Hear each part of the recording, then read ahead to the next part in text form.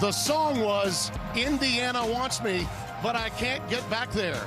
That's not true today, as Michael Jackson would later sing from Gary, Indiana, going back to Indiana. We are, along with Kennesaw State, right here on FS1.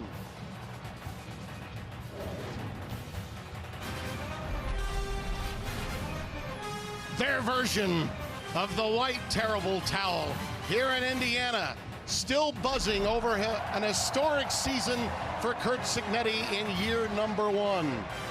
This will be the second of 4 consecutive home games as the Hoosiers prepare to make their way out before yet another capacity crowd. And the one-time Nick Saban assistant who did such a remarkable job at James Madison, brought so many transfer portal players in from a season ago, holds on to a number of them, and here come the homespun Indiana Hoosiers.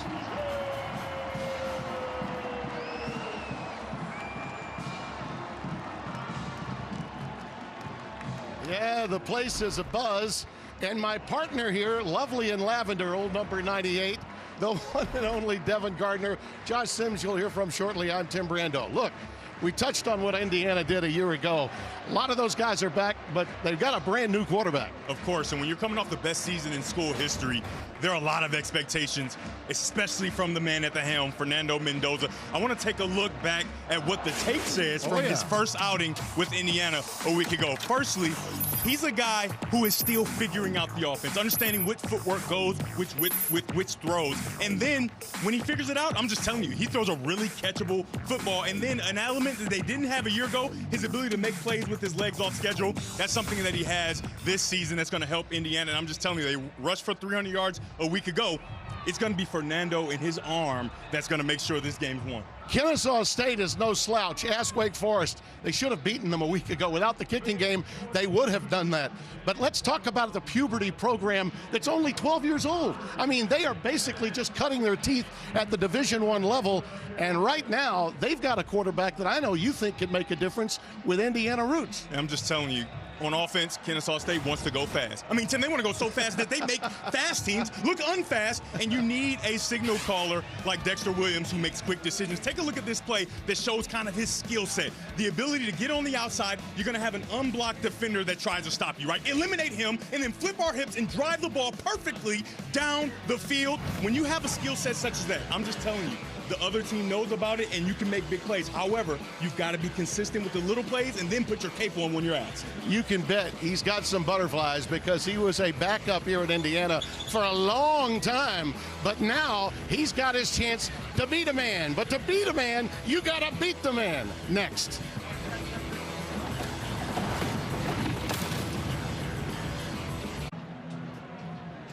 It's a perfect day for football, and it's cool enough that Josh will not soil his brand new suit. Let's go down to Josh Sims right now.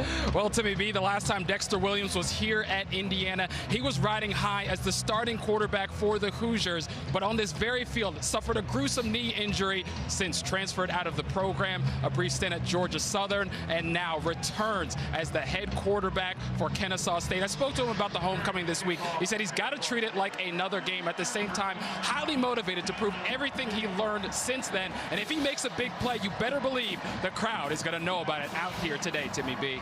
Indeed. Kennesaw State won the toss, deferred, so the Hoosiers will receive. That is the freshman, Danielle Kenning, that will handle the field goal kicking as well as the kickoffs. Britton Williams, the senior, had difficulty last week. They were in a heated battle, but Daniel was injured and is now healthy and ready to go, so he'll handle the chores this week. And the opening kick comes down to Roman Hinby. He'll let it go through the end zone for the touchback. And the Hoosiers will start at the 25-yard line. And Fernando Mendoza, the redshirt junior out of Miami, who played so well at Cal a year ago for Coach Wilcox. And when you think about it, engineered a number of comeback victories. I think one of the things we can watch for is the ball getting out a little quicker this week than perhaps it did last week. And that's one of the, I think, concerns that Kennesaw State may have, Devin, defensively in this game, because they know Indiana wants to establish their passing game early. Yeah, Fernando Mendoza a week ago, it was like the tale of two halves. In the first half, not very efficient, kind of frantic, and then he started to settle in that second half, and then the coaches said he had a great week of practice. Let's see if it continues. Hemby, the Maryland transfer, had a big afternoon running the football last week against Old Dominion. He takes it off the left side, runs right into the corner. Caleb Alford, the senior, out of South Haven, Mississippi, to make the stop. It's outside the Memphis area across the state line where he's from. Hemby is a go-getter. He is a home run hitter once he gets to the second level. Had the most rushing touchdowns for any freshman at Maryland in his first year. Here he goes again, this time over the right side. And it'll be third down, and we'll call it a long 3, maybe 4. Tyler Dunlap, number 5, the defensive tackle, made the stop. This is a stout defensive front. Rod Daniels and Marcus Patterson, the 2 rush ends. They can put some pressure on, but they have to keep their lanes against Mendoza because he can get away. There's the defensive coordinator, Mark Mattioli. Interesting staff, particularly when you look at their resumes for Coach Mack. On the sidelines, this one is incomplete. Elijah Surratt was the intended receiver. A lot of jousting going on, but the officials let it take place. A lot of the fans are rumbling a little bit. They felt that Alford may have gotten a hold of Surratt and held on for too long. And Tim, when you have a man-to-man situation, when you are the quarterback, you think, what is my best matchup? And last week, Elijah Surratt just didn't get enough targets, especially early in the game. You can see an opportunity here, maybe a bit of a tug, but I love the jousting back and forth and the referee setting the tone early that they're going to allow them to play. Here's the boot, going to be taken by Benyard. Gabriel Benyard, one of the twins known as the Benyards, with a 50-yard punt taken for a 7-yard return. And that was Quinn Warren that handled the punting chores to open this game.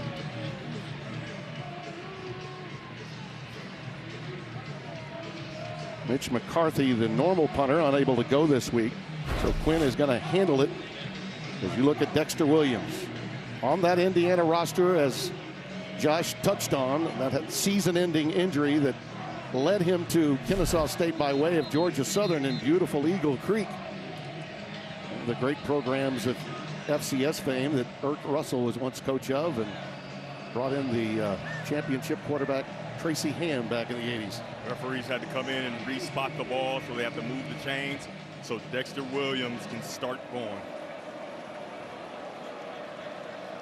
Boy, it is great to see this school so into football here in Bloomington. We were here last year for the Yoke and Bucket game in the snow, when they secured their spot in the college football playoff in year 1 for Zignetti. Coleman Bennett is in the backfield, and he'll take it. Watch out, he's shifty, and he is very fast. And don't blink between plays, because as you said, they play ultra fast. Tim, down on the field, those offensive linemen are big guys, right? So these are guys that are going to be able to lean on the Indiana defense, and their runner has great contact balance. Second down and a yard to go. I don't think he got there. I think he's stoned right at the line of scrimmage this time. Tyreek Tucker, number 95, who along with Makai Kamara, along with Kellen Wyatt, stud linebacker, and Wheeler, the defensive end, all difference makers. When you want to play defense in these short yardage situations for the defensive line, you have to create a new line of scrimmage. And what I mean by that is you have to play in the backfield of the defense. And if I'm the quarterback, if I'm the coach, I'm going to make sure that my quarterback has an opportunity here. That's Davis Bryson, who lined up at the quarterback spot, number 9. Indiana was ready for that. Aiden Fisher, who is their leader, he's the green dot at middle linebacker, along with Elijah Hardy, number 21, the weak side linebacker, collaborated on the tackle. And Tim, I don't love the call. I was getting into getting your quarterback involved, because with your quarterback as a runner, you have that extra blocker. But you still have the threat of the pass. And if this defense sees that there's no real threat of the pass, they haven't seen it, they're going to put everybody in the box, and they just have more hats, and you're not going to be able to be successful in those short yardage situations. Yeah, they got a little cute that time, didn't they? Joshua Hewitt will punt it away. Soccer style. Moving over, gets it end over end. Jonathan Brady takes it on the fair catch right at the 20-yard line. 40-yard boot, no return. just underway. 3 and outs for both. We'll be right back. There's 44-year-old Jerry Mack, a Memphis native. Now the new head coach, taking over for Brian Bohannon back in 24. He was a running backs coach for Jacksonville. This guy's been everywhere. Was at Tennessee. This is basically a Tennessee offense that he runs prior to his NFL stint, and was recommended and tutored by the likes of Jim Caldwell of NFL fame with the Colts, and also David Shaw, the outstanding coach at Stanford. And boy, when you've got that kind of credibility, guys like Shaw in your corner, it's going to help you get your career going. And his former wide receiver at Arkansas State and Jackson State in his collegiate days. Kalon Black carries it out, runs into Alford again, gets it to the 25-yard line. So a gain of 5. That's really encouraging to see Alford come out of his secondary position as a cornerback and get in there and fit kind of like a linebacker, right? They go to a cover 2, which is a coverage where the corner becomes a run-force player, and he has to make those tackles. A nice job by Alford. They gave him 6, so it's 2nd down and 4. Mendoza goes to the second option. That's a beautiful pass to E.J. Williams. Wrapped up immediately. The redshirt senior from Phoenix City, Alabama. Jericho Washington, number 1, got him. And as they say in the old line of football, they played to the echo of the whistle here. When you get retreat covers, the only thing you have to worry about is the underneath defender, and a great job by Mendoza to navigate that throw up and over into the hands of his wide receiver. An outstanding job to catch that ball up with your hands for E.J. Williams Jr. So a gain of 14. First pass completion for Mendoza. Now from the 44. There's a slant, incomplete. Thrown a little behind Elijah Surratt, senior from Stafford, Virginia. It'll be 2nd and 10. And that's not something you want to see early in the game for Mendoza as far as the pressure that's put on him. You don't want to see him under duress early, and that ball is a little bit behind Surratt because of the pressure that he experienced. Black remains the setback. 3 wide receiver set, a single tight end. 3-man front. And they'll give you some 4-man looks, but a lot of 3-man front as well. That's their base defense. And an out pattern that's a beauty. Surratt this time with no problem. Great ball placement that time. Surratt leads the country with receptions in 39 consecutive games. Make it 40 after that catch. That's a nice job by the offensive line, picking up the blitzer right in the middle. He's trying to get to the quarterback. Running back fits him up, and now you can have a clean pocket, and Surratt is open on the outside. A good start for Mendoza, playing on time, getting the ball out accurately to his wide receivers. That was a gain of 13, piercing Owls territory at the 48.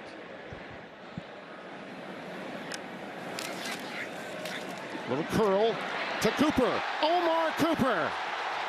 Omar down the sidelines and run out by Alexander Ford inside the 10 at the 8. At home, this is man-to-man coverage, right? So if you throw this throw and it's on time and the first guy doesn't make the tackle, it's going to be a big play. You can see right there, Cooper finds a way to get around, and it's a big play. Let me explain a little bit more what I mean on time for Mendoza. Certain footwork lines up with certain route combinations. Certain footwork, certain route combinations. And when you're on time, you get opportunities for run after catch just like that. 40-yard gain sets him up. Hemby. And the Owls were ready for that one. They're strong up front. You're going to be very impressed with Adam Watkins, the nose tackle, big number 97. Look at those red zone woes that they had a week ago. That was a point of emphasis all week long for Kurt Cignetti and offensive coordinator Mike Shanahan. Yeah, just 2 touchdowns and 7 drives that into the red zone. That's not what you want. However, it's even worse sometimes because they were down inside the 5 a lot of times. Empty set underneath to Surratt. And he got that nose of the football near the 1. Watkins again with the tackle. Youngster out of Dacula, Georgia. 21 stops in 12 games a season ago. He's a big-time talent. I love the emphasis to get their talented receiver, Elijah Surratt, involved in the game. A week ago, he was a great teammate. After being an all-Big Ten performer a week ago, he just didn't have the impact that he could have had, and they're making it an emphasis on getting him the football. Little power eye look. How about that? Riley Nowakowski goes old school into the end zone. Line the tight end into an H-back position. Well, that'll make Lee Corso happy. Man, I know he's watching this one. Yes, Riley Nowakowski. He's a guy that came from Wisconsin, and doesn't this look like a Wisconsin-type run? Yes, just barrel your way in, run over two guys to get in the end zone. That's his second career touchdown for Nowakowski, his first this season. Nico Radicic for the extra point. Oh, power eye look. Hey, Mallory would have even liked that. Bill Mallory would have dug that along with Lee. Indiana's had its fair share of success behind some outstanding coaches, going all the way back to John Punt in 1967. It's 7-0.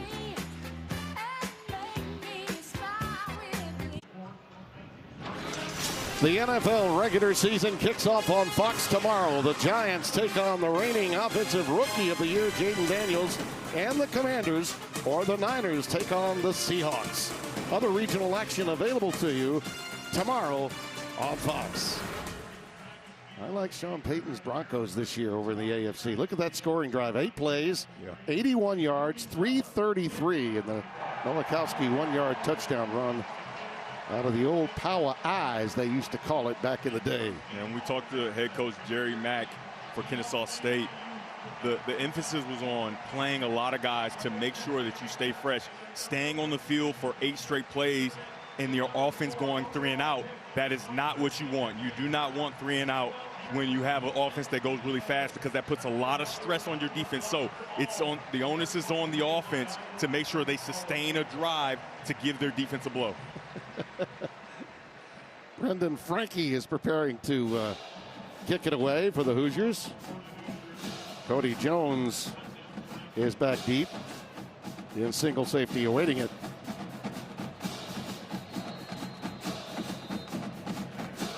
Talking with Jerry Mack before the game down on the field, he felt they needed a good start. Well, this is going to be their second series, and now they find themselves behind, so it's incumbent upon them to have something positive take place, move the chains at least a couple of times.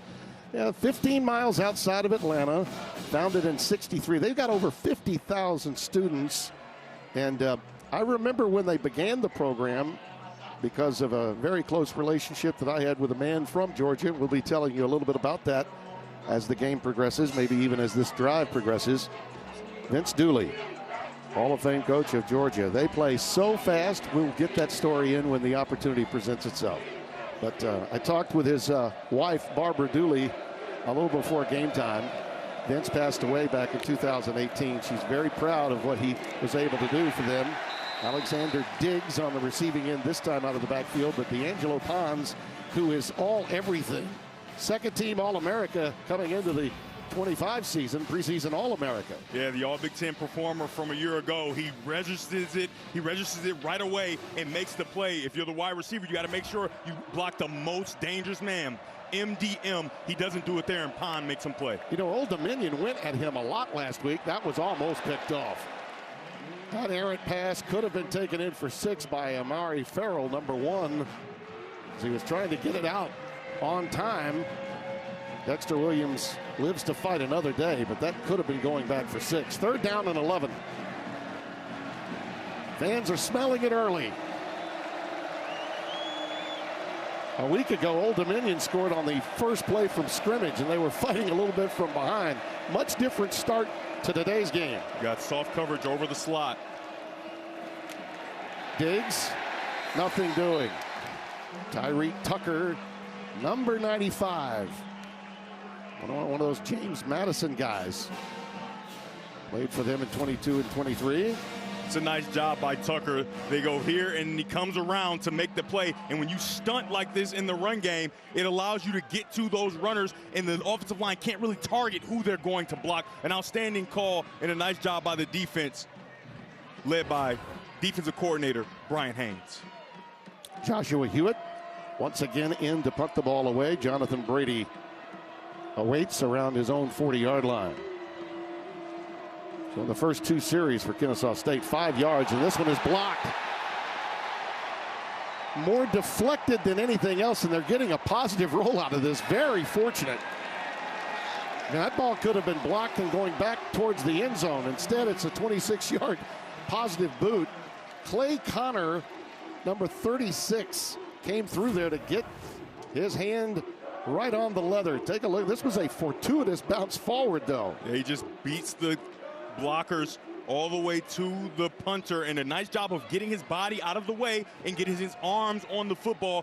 Doesn't completely block it, but the tip is good enough. You're going to have great field position for the Indiana offense. You know, coming from the angle that he was coming from, had he laid out, he might have committed a penalty, provided he missed the ball. But that was a very athletic move on his part.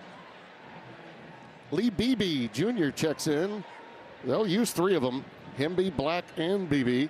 He's in the backfield now for Mendoza. And here he goes. Hoosiers shooting everything, including BBs now. Isaac Paul, number 9, the strong safety with the tackle. Take a look here at Drew Evans. Do a nice job of getting to the second level. He goes and he covers up that linebacker, and his size alone stops the linebacker from even getting anywhere near the runner. And those open cavities are going to allow this Indiana offense to continue to pick up nice gains on the ground. I'd say Shanahan likes what he's seeing right now in terms of just the pace of this game, the tempo of it, the confidence that Mendoza seemingly has. He is a different kind of quarterback than Rourke when you think about it, and this offensive line has really played well for him, anchored by Pat Coogan, the transfer from Notre Dame. Yes, last week it was a trend that they weren't able to get to the second level, and a lot of it was that ODU did a lot of things they didn't expect, and it's a positive thing to see them getting to the second level so early in this football game. 2nd down and 6. Maybe again, he's going to be stopped a yard, maybe more, yard and a half shy, gain of 5 on the play. We'll call it 3rd down and a long one coming up. Jackson Cooper, big freshman out of Tuscaloosa, Alabama, with the stop. Played at the IMG Academy. Had a remarkable career there. 60 tackles and 6 sacks in his sophomore season alone at IMG. They're going to call it a short 2. On 3rd down. BB gets ahead for the 1st down. Lee Beebe is a runner that they are really excited about. Obviously, he had an early fumble in the game a week ago, but they are so impressed by what they've seen from him. He was a walk-on wide receiver at UAB, and now he's one of the talented runners for the Indiana Hoosiers. Kennesaw State defensive coordinator Mark Mattioli was actually a coach in Paris, France, and prior to that in Italy. Spent 7 years there before making his way back to the States. The ruling on the field was a 1st down. That ruling is under further review. Now they're going to take a look at it, see if in fact he did get the 1st down. And those kind of rugby-looking scrums where you can't see the runner, he may have touched the ground a little prematurely and fell forward, and the referees just want to make sure they get it right. Gary Delaney is our replay official. Chris LeMange is our referee, our white hat today. So he has to get all the way to the 24-yard line.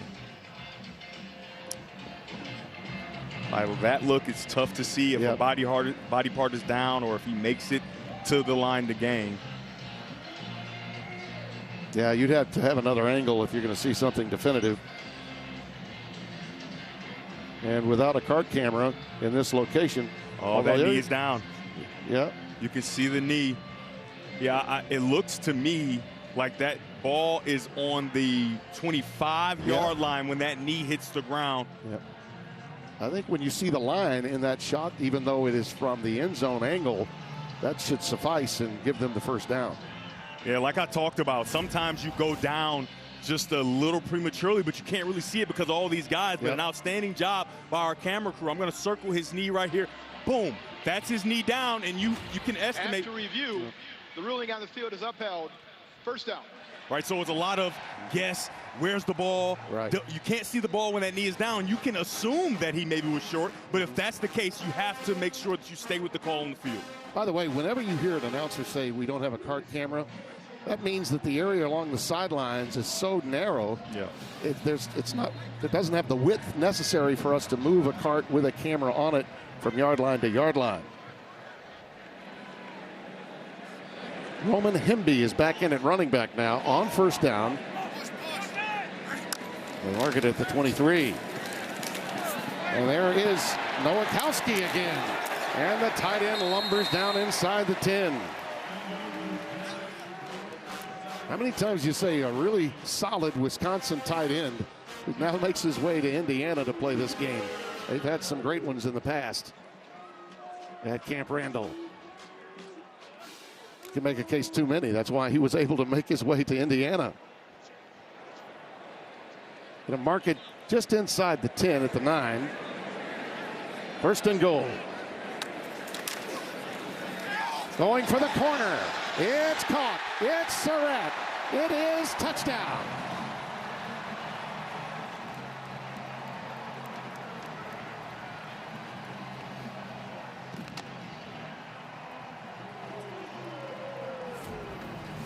When you're down in here tight, it's man-to-man. You go with that slot fade. In my estimation, it is indefensible with a perfect throw. Sept goes up top, squeezes it with 2 for a touchdown. Today, his targets, he's got 5 targets with 3 catches. Last week, the entire game, he only had 3 receptions. The linebacker, our nickel in this case, 5 Hamilton, had pretty good coverage there. Ball was thrown right where only he could receive it, and Radicic adds the extra point. Mendoza off to a solid start, and the 30th touchdown catch of the career of Elijah. Oh my, Elijah.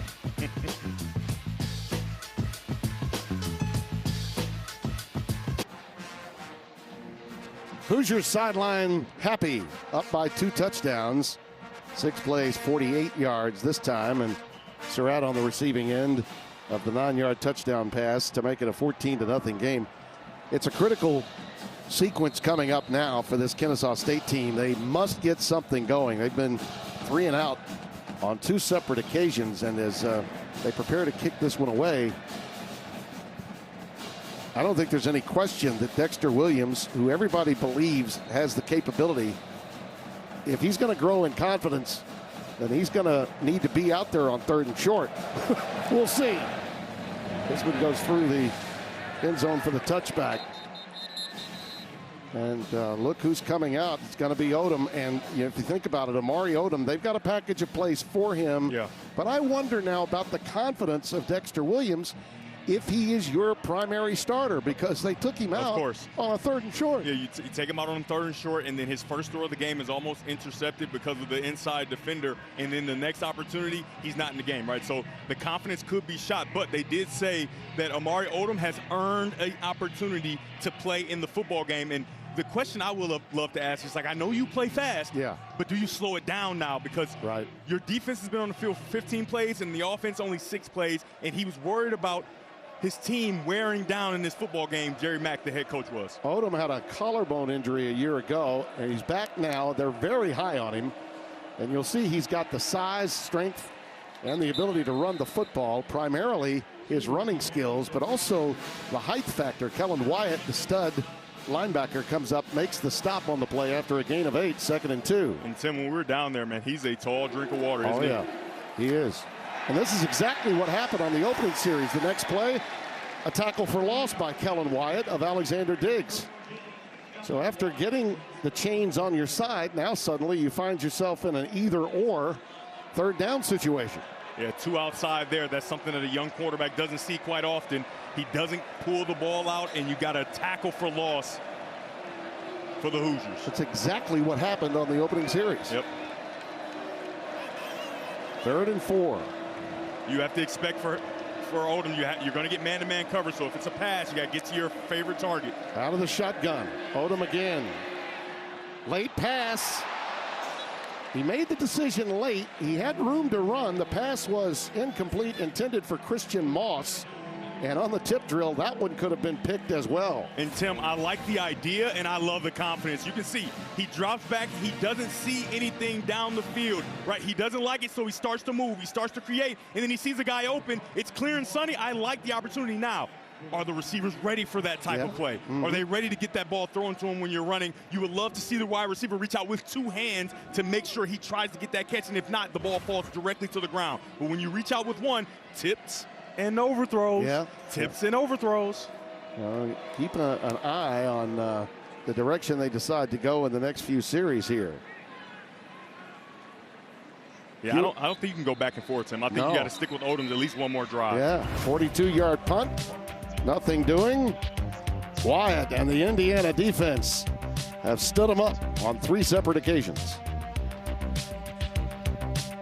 Well, I was born in a small town, and I live in a small town. Every day in a small town, oh, small communities. All my friends are Oh, the cream and crimson of Indiana, known more for basketball than football, but Curt Cignetti is changing that narrative and has done it very quickly with the power of the transfer portal and an attitude for winning. And a coach from my generation that knew what Google was right away. As you look at the ball control situation, all Indiana right now, they're controlling things in every sense of the word. Of course, especially on that first down productivity. We talked about it. It's getting 4 or more yards on first down so that everybody can stay on schedule. You hear announcers talk about it all the time, staying on schedule. Well, this is how you do it. You get 4 more yards. They're 6 of 9 right now at about 67%. And then 2 for 2 in the red zone with touchdowns, something they struggled with a week ago, and 2 for 3 on third downs. They're having themselves quite the day, and it's on the arm of Mendoza. Pressure now on Mark Mattioli's defense to get a stop here, get off the field, because as you mentioned in the last series, Ugana Waha making the stop. Young man out of Austell, Georgia, with the stop of Roman Himby. When you had the football as Kennesaw has, but only for 3 plays and not able to get a first down, you got to give your defense a break. Now the defense needs to create one of its own. Simply get a stop on this series. 2nd down and 9.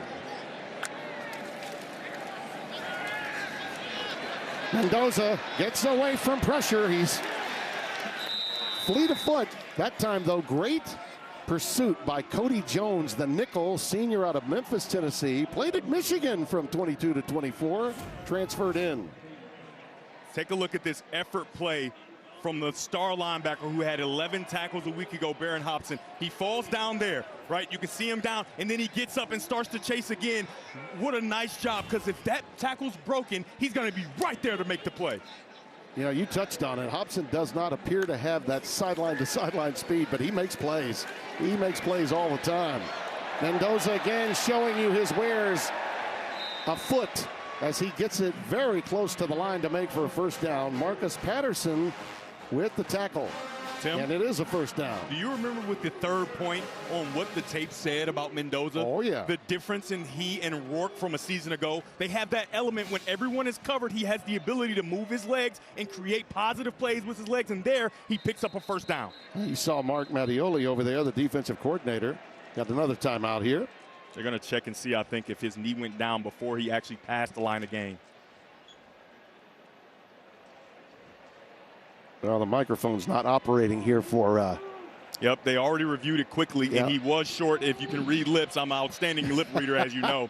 It's going to be 4th down for Indiana. But if I'm Indiana, if I'm head coach Curt Cignetti, I don't even really think about not going for it. I would go for it here because of the way that you're rolling. The runner was down at the 39.5-yard line, short of the line of gain. It will be 4th down. Yeah. Well, he found the on switch to his audio. And I think it's a good call. Like I said, I wouldn't even think about punting this ball away because of the efficiency that you've played with on first down and been able to sustain drives. I continue to try to move the ball down the field. And you have to trust, as an Indiana football team, that you can get a half a yard against Kennesaw State. Mark Mattioli looks on, the defensive coordinator. Signetti is known for putting his foot on the jugular and early knockout punches. And this time, BB carries it right up the gut. And it appears as if he's got the line to make, and it's a first down. Yeah, it's really close, but he did just pass the 40-yard line. And that's a good decision for head coach Curt Signetti. You see the clock winding down here at the first quarter.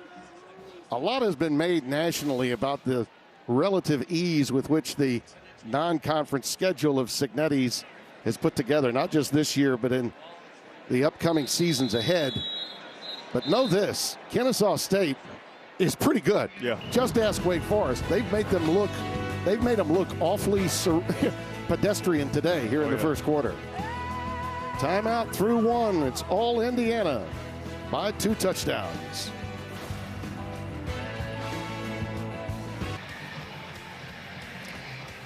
As we come back to start the second, look at those numbers from quarter number one, and the Hoosiers on time, and ball placement for Mendoza has been outstanding. Something that he was not as sharp with a week ago.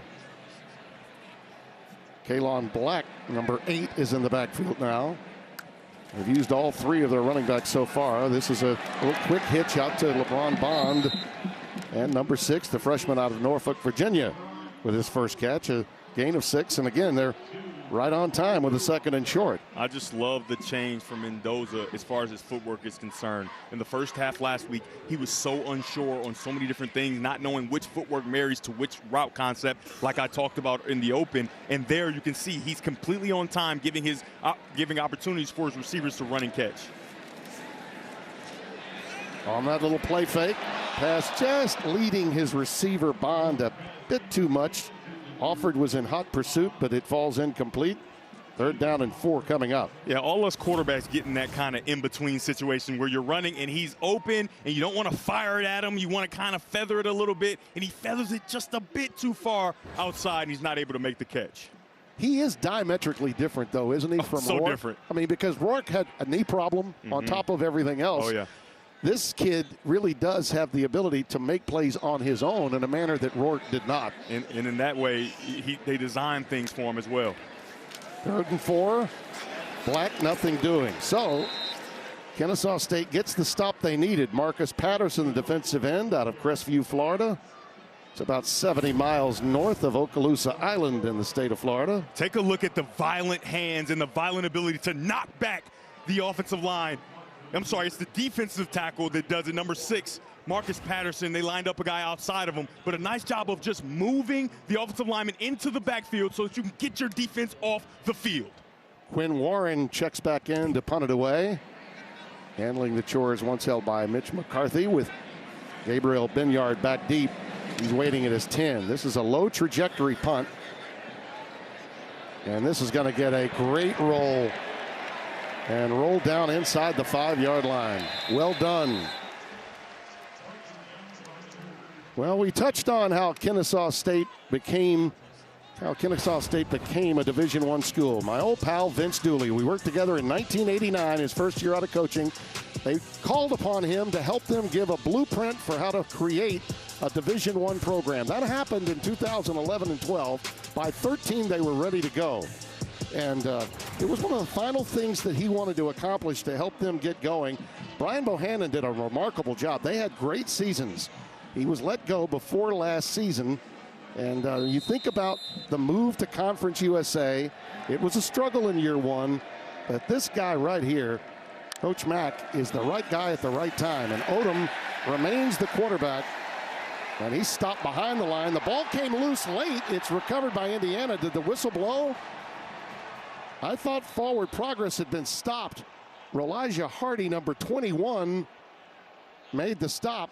I didn't hear a whistle. Yeah, and this is something that isn't reviewable. If they did deem that he had his forward progress stopped, the ball would be dead where they thought so. The ruling on the field is the forward progress was stopped. Yes. 2nd down. Right. Didn't hear a whistle, neither did the players. But it certainly appeared as though The offensive players for Kennesaw State were aware that it had been blown dead. Still a loss of 2. And Tim, we talked to the offensive staff and offensive coordinator Mitch Militello as we take a look to see. Yeah, he's clearly stopped. Never heard a whistle. Yeah, Tim. Never heard a whistle. If that isn't the definition of forward progress, being stopped and being knocked back, I don't think I've ever seen it. I'm with you. I'm with you. Chase Belcher, nowhere to go. Nowhere to go, nowhere to run to. And Tim, as we approach this 3rd down, when we talked to Mitch Militello, the offensive coordinator, he said we don't have a set number of targets or carries for Binyard and Bennett, but when our back is against the wall, we need to get those guys the football, right? So that's number 1 in white and number 0 in white. Right now, it's got to be Binyard, the wide receiver. And I've never seen a situation where your back is more against the wall, down 14 within the shadow of your own end zone. Oh, yeah, and 3rd and long again. 3rd and 12. Don't be surprised if they bring a lot of pressure right here, right now. Yep, there it is. Odom looking to get it done on his own, and he is wrapped up by Aiden Fisher, who is a heat-seeking missile. He is a James Madison missile. He had 108 tackles at JMU in 23, 118 a year ago. There's a thing called plaster, Tim. When you get the quarterback running out of the pocket, you got to plaster. Take a look at all the wide receivers. They are covered up by red uniforms. An outstanding job by the secondary of Indiana. Plaster to your man. Plaster to your man. And so there's nowhere to go for Odom. How about the conversation we had with Aiden Fisher yesterday? I mean, just oozing with confidence, and you can see some of that confidence on that play right there. Yeah. Well, they almost got to that one. Brady backing up inside his 40. And there he goes. Jonathan Brady. Magnificent return. Inside the 30 to the 27-yard line before being bounced out of bounds. He had a touchdown a week ago. Coleman Bennett saved it here by shoving him out. That's a 56-yard boot, a 33-yard return. He was dreaming big dreams. You can see he's the transfer from Cal that came along with Fernando Mendoza last week. Like you talked about, he got in the end zone, and he thought he had a chance to do it again. He went 91 yards for that punt return. And that actually helped put the game away because Old Dominion was right there. Oh, yeah. At that particular point in the game. It's demoralizing when you stop their offense, and somehow they still put 7 on the board in special teams.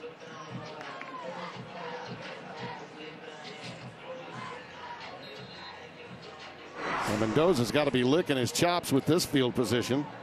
And this defense stood tall a drive ago. Can they continue to do it up front? They've played really well and done a nice job with this offensive line since the first 2 touchdowns. Look in, pattern drop. E.J. Williams had his head moving towards the goal line before he brought it in. That's as bad a drop as you'll see. Nice job and nice poise from Mendoza. It's an RPO. You can see you just got to get around the linebacker. Is it a touch behind? Yes, that ball has to be caught by E.J. Williams Jr. 3 wides to the top of your screen, and Omar Cooper to the bottom. There goes Black. That's a shoestring tackle in space. And a dandy by Isaac Paul, the redshirt sophomore from Panama City. Took a big leap a season ago.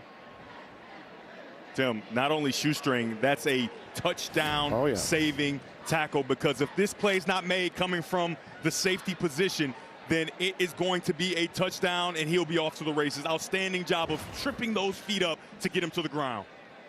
Nowakowski in motion now, gets into the slot left on 3rd and 7. Mendoza for the corner. It's caught. It's Surratt. Nope, it's incomplete. He had it. He dropped it. Boy, that's a good route, too. Caleb Alford was there, stayed with it defensively. He did the job here. Outstanding defense. He's in phase the entire time, and because he's looking back, they're both jousting. The tone was set on the first drive. They are going to let these guys play. Alford is there with his eyes back, and he continues to rake that ball out so it can't be completed. As he was on his way down, he had possession of the ball. That's a big-time stop by this Kennesaw State defense. I tell you, that was a magnificent strip by Alford. Because on the way down, Sept had it, but only with the one hand. Radicic from 42 yards. And then we got a whistle pre-snap. Could be a false start, maybe too much time. Delay a game coming.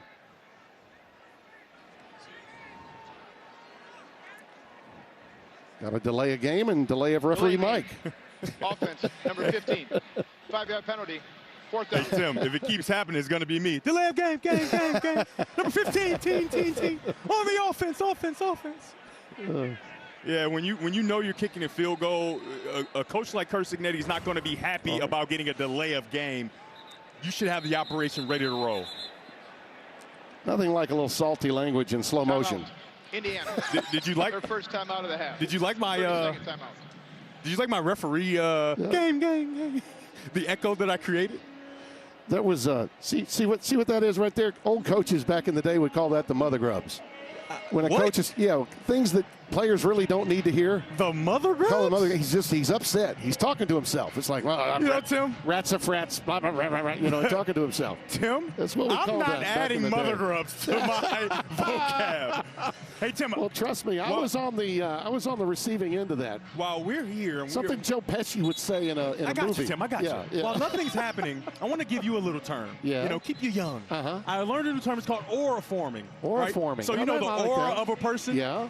For people who don't naturally have it, aura farming. For the people that don't have it like you, they have to pretend. Okay. Right? So they just make themselves seem a little bit cooler than they are. Well, you don't have that problem, though, right, Tim? No, I don't. So now you know aura farming. It's because I listen to guys like you. How about some aura here? Coach Cignetti changes his mind and says, we're going to go. The heck with it. I'm going to go for it now. There you go. 4th and 7. Well, this is sort of an in-your-face to Kennesaw State, is it not? Hemby's in the backfield. And the pass is caught, but shy of the margin to gain. Sept, that is a momentum shifter now, big time, to Kennesaw State. If they are able to get something done, remember that moment. Of course. And, Tim, that might be the definition of aura farming. You threw a shallow across to gain 11. I still call it the mother grubs. In every game, there can be a change in mojo, or momentum if you prefer, right? This could be that moment if, and only if, Kennesaw State gets something done offensively. You see, the kicker very upset. He wanted an opportunity at a career long. Radicic's longest is 41, but he was in position, and during that timeout after the 4th down stop, a little conversation with Mark Langston, who is the deep snapper with Cignetti. More on that in a moment. Here's Odom. Again, every pass, it seems, is like this, and it goes for a tackle for loss. Alexander Diggs stopped by Devin Boykin, number 12. Here's the video that we were touching on during the commercial break. That's Langston, the long snapper that Cignetti's talking to. They're curious as to why they got the penalty. But still, a 47-yarder turned down, and the coach decided to go on 4th and 7. And with this stop, I think the opportunity is there if Kennesaw State can just manifest anything against this stalwart Indiana D. Yeah, they've got to find a way to attack downfield. And remember, you've got to get Gabriel Binyard involved in the football game. Diggs. They love this kid. As a high school senior, he rushed for almost 2,200 all-purpose yards. Aiden Fisher with the stop. And again, 3rd down and long. 3rd down. And we'll call it 7. No first downs in this game so far for the Owls. Yeah, and there's your first down right there. Binyard, the slot wide receiver. Give him an opportunity. He's a dynamic football player, and he hasn't made himself a part of this game just yet, highlighted on the screen there. Coleman Bennett hasn't had a breakout moment either, and he's an outstanding back. Blitz coming off the corner. Oh, what a nice move that was. And Amari Odom is close. He may have the first down. Tyreek Tucker made the stop. Yes, I believe he got it. First down of the game, and they are playing fast. What a nice play by Odom. I mean, just out there playing a little backyard football. They take away the quick throw to Binyard like we talked about. He wanted to get it to him. They take it away. He finds a way to move, gives a little pump fake, a little jump. Wow. The ruling on the field was a first down. By the way, That ruling is under further review. And Tim, they're giving us a chance to rewatch this beautiful play.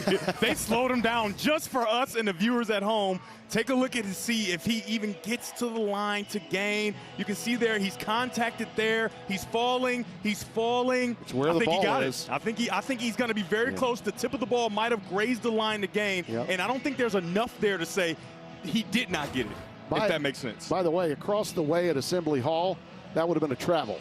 Okay. Hey, he jumps up. When he jumps up, you can't come down. You got to dribble it. I'm sorry, you can't. I love it. But in football, you can do that. Yeah, of course. That's right. Man, he got the defensive players for sure. Yeah. Let's take another look and see if you can see he starts to continue to fight. I don't think there's enough, Tim. Yeah, I don't think the elbow was where it needed to be. And again, it's not necessarily where the knee is, it's where the ball is. When the knee hits. Yes, when the knee hits, which is where the ball is located with Odom. And I thought the elbow was on that line. So plays like that, they expected he would be able to make plays like that, but he's just a little underdeveloped in the whole entire thing of being a quarterback, right? And so those are the kind of plays they thought Dexter Williams would be able to make. They thought he would play free. Yeah. And playing free is what's going to get you what you want, right? It's going to get you an opportunity to be in this game at the end in the fourth quarter. After review, the ruling on the field is upheld. First down. Yeah, I don't think there's enough, and I'm with you. The officials agree. Now let's take a look. Let's just enjoy this, right? He sees that he wants to get it to Ben Yard like we talked about. Nope, can't get there. Okay, now where am I going to go? Up. Oh, nope, I can't throw it there. He's up. Now I got to go down and under. Oh, my God, they're about to tackle me. Let me get drive. First down. You like that? I love that. There you go. You broke that down well. There you go. Isaiah Jones got airborne. He took the ball fake.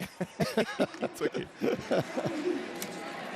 It's an option look, but nowhere to go for Amari Odom, and it was really well defended by Indiana going to the wide side of the field.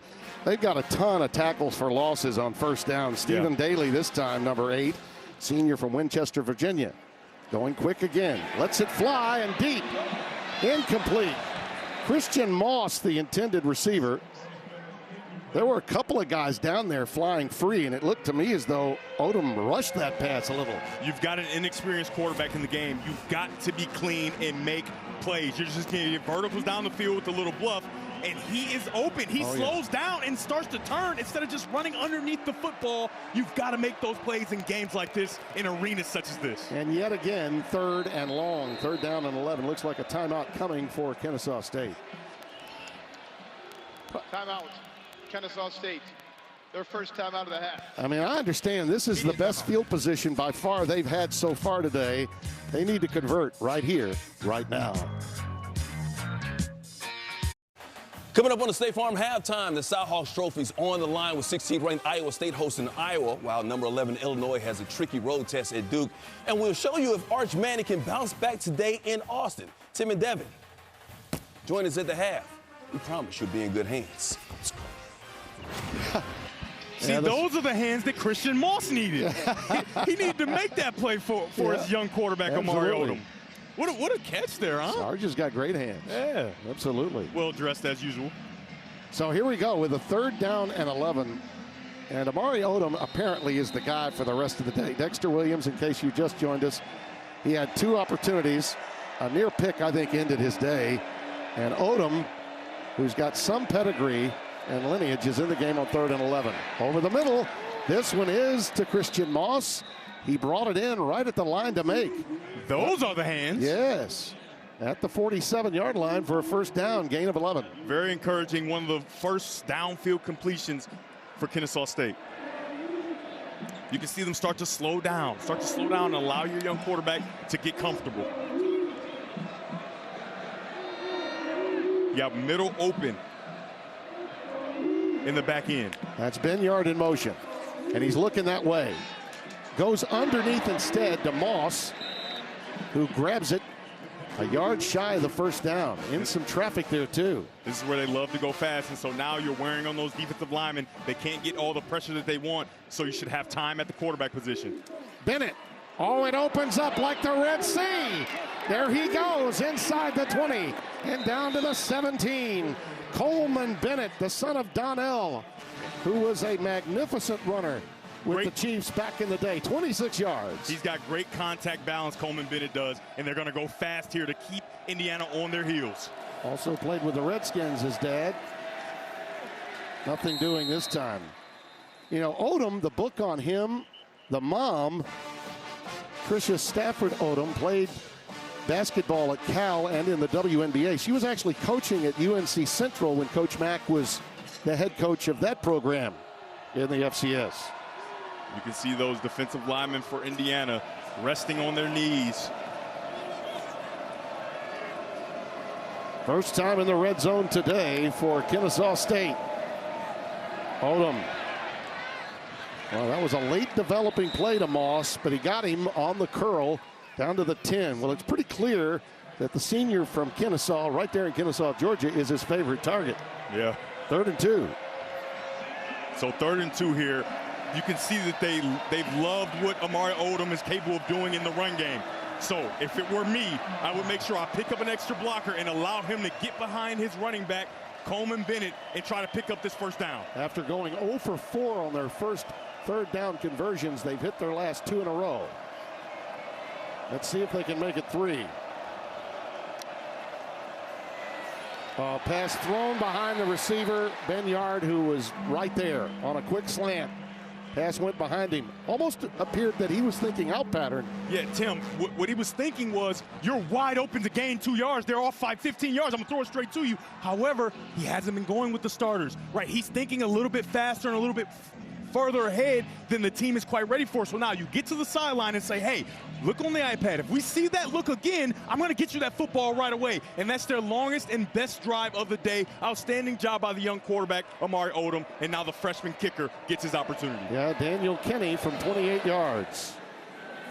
And that is a really positive sign after what happened a week ago against Wake Forest. If they had had an extra point or a chip shot field goal, they would have beaten the Demon Deacons. It's 14-3. Welcome back to Bloomington, where Kennesaw State just took a small bite out of that Indiana lead, and that last drive was the best of the day. Odom played very well. He's throwing the ball on target, on time, and a great catch by his wide receiver, the one that he loves the most right now, Christian Moss, doing a nice job of driving down the field. And then we talked about Coleman Bennett being able to get involved in the football game. He does that with a very nice run down the field. This drive finished with a miscommunication by the quarterback and their other talented player, wide receiver Gabriel Binyard. However, that has to be very encouraging for the man on the screen, head coach Jerry Mack. Indeed, and all things considered, if his team can get a stop right here, we may be pointing back to that decision after the penalty on a field goal try to go for it on 4th and 7, where the game could have been really getting away from Kennesaw State altogether. Oh, yeah. And yet they're able to capitalize in what would be a 6-point swing. If it's 17-0 if they convert the field goal, now it's 14-3. That's a 6-point swing. Wait a minute, Tim. Are you doing math over here? Are you up here doing math? I didn't know you were a mathematician. Scott Alexander gave me all that. I mean, I couldn't do that on my own. You got your human calculator over there, huh? Yeah, absolutely. Yeah, it does take a village, okay? I always get confused at the point swings. Yeah, that's right. No doubt about it. First down 10 now for Indiana with Lee Beebe in the backfield for Mendoza, who's had a very good first half. That's a strike right to Elijah Surratt. And a first down out to the 37-yard line in the arms of Caleb Alford.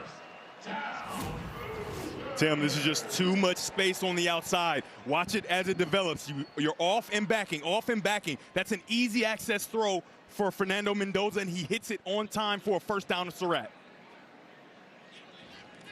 Well, they give him 13 yards on the completion. To match his number.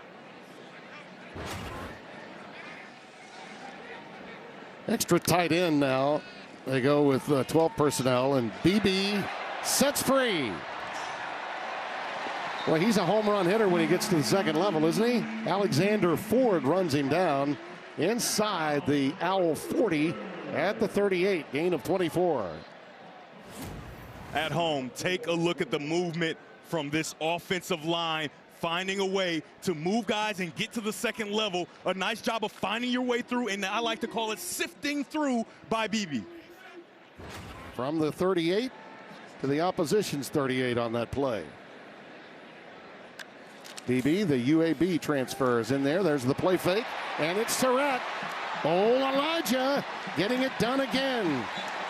Finally corralled near the 10-yard line. We'll call it the 11, and a 27-yard gain. Outstanding by Fernando Mendoza. Seeing rotation. It's a safety over here. He's going to rotate out of the way. Once he rotates, it's an open throw to Sept. He snatches it out of the air, makes the safety miss, and gets just a little bit more. 55 yards over the last 2 plays for Mendoza and company. Fernando Mendoza is playing extremely clean football, even better than the second half a week ago. On first down, BB. Oh yeah, touchdown.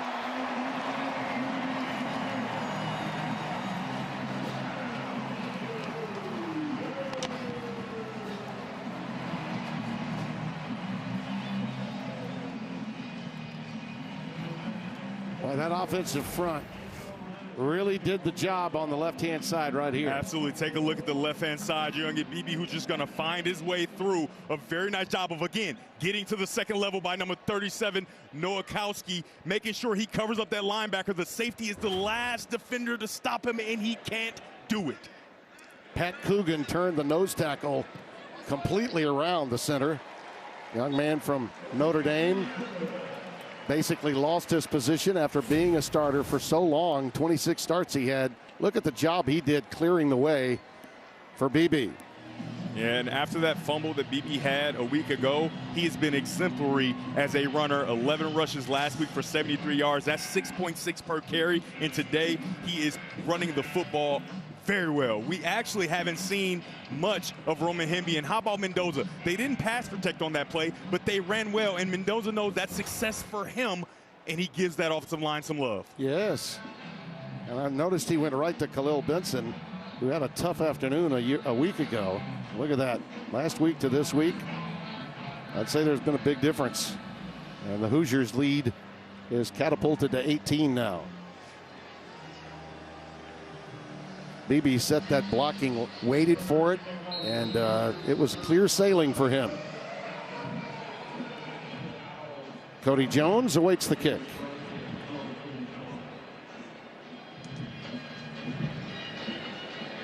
See if Kennesaw State can, from an offensive standpoint, carry through on the momentum they gained in their last series.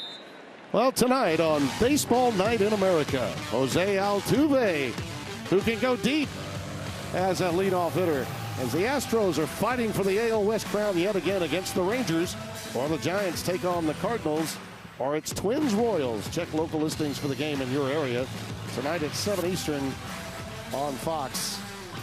Tell you what, Altuve gets more power out of that spot of his than anybody I've ever seen, really going back for many, many years. And he's really the only guy left from the Astros teams that really started dominating in that division of the American League. Diggs stopped in his tracks right at the line of scrimmage. Nothing doing. It'll be 2nd and 10. Tyreek Tucker, the nose tackle, with the stop. Fisher's played well. Those linebackers, Elijah Hardy, have been on point today. 2nd and 10 for Amari Odom, who's been in since the 3rd series in the first quarter.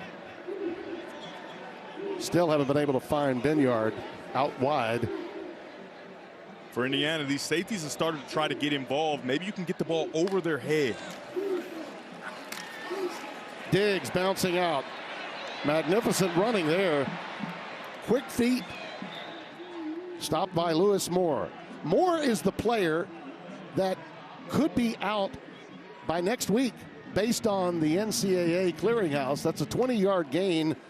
That may be a story that develops in the next week or so that could be big. This pass is caught. Lyndon Ruvar on the receiving end. It is a catch. Yes, sir. Wow. How about that? The talent and the ability to get this ball outside the numbers before the safety gets there, and the sky up. Lyndon Ruvar makes the catch. Odom and Benyard again trying to get him on track somehow, some way, but Odom That time on the read, decided to keep it. What a great catch by Ravar. High pointed it. Oh really, my goodness. really did. And the courage and the ability. I talked about those safeties getting low, and then you can throw it over their head, and Odom does it right there. So the 2-minute timeout. Hey Tim, I got something for you. Yep. The safety's low, you gotta throw a go. They do it there, complete. Back on the other side. Or is that go and throw? Or go and go?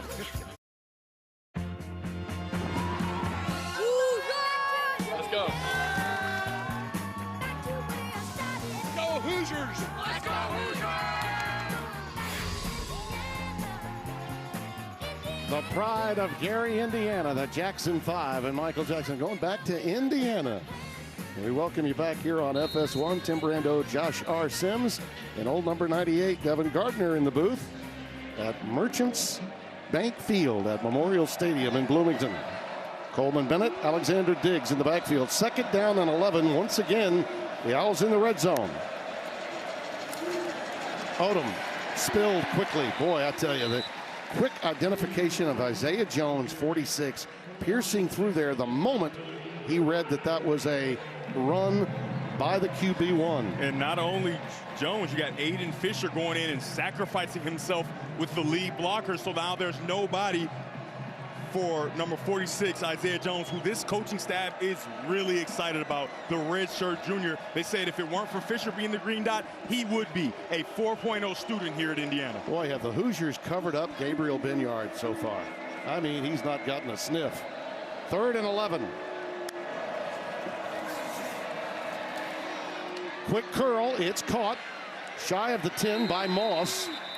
That's really been the guy that Odom has found since coming in. Lewis Moore does wrap him up. You don't know how many opportunities you're going to get down here, Tim. I think you have to go for it here. Yeah. And that's what they're thinking about doing. They're leaving their offense on the field, but now changing their mind. I would have loved to see him go for it. Your quarterback is hot. He's moving around well. He's seeing the field well. Yeah. I would have loved to see him get an opportunity, but don't forget, there's still a chance for a fake. Yeah, right? You don't know how many opportunities you're going to have down here. That's true. They do get the ball to start the second half, and with a field goal here, that would cut it to a 2-score game, a 2-possession game from the 29-yard area. And a nice draw. Man, that's a power swing there by the freshman Daniel Kinney, freshman from Knoxville, Tennessee. Yeah, and at home, if you're a Kennesaw State fan, you're rejoicing because last week the kicking woes were very evident. You would have won that football game if you're able to make an extra point. At least you get to go to overtime. And Kinney comes in, kind of saves the day, makes a kick. And this was an open competition, right? And this is a competition that waged on into the season because Kinney was injured during camp, right? So he didn't really get a true opportunity. The competition continues, and the true freshman, Daniel Kinney, wins it. It was really tough on them a week ago. That was a very winnable game. I mean, just completely misses it. I mean, yeah, now it's in your head, right? Yeah. When you miss it like that. Of course, because he's had the leg. He's made a 49-yarder in his career, but he just, like you said, got in his own head probably. Yeah.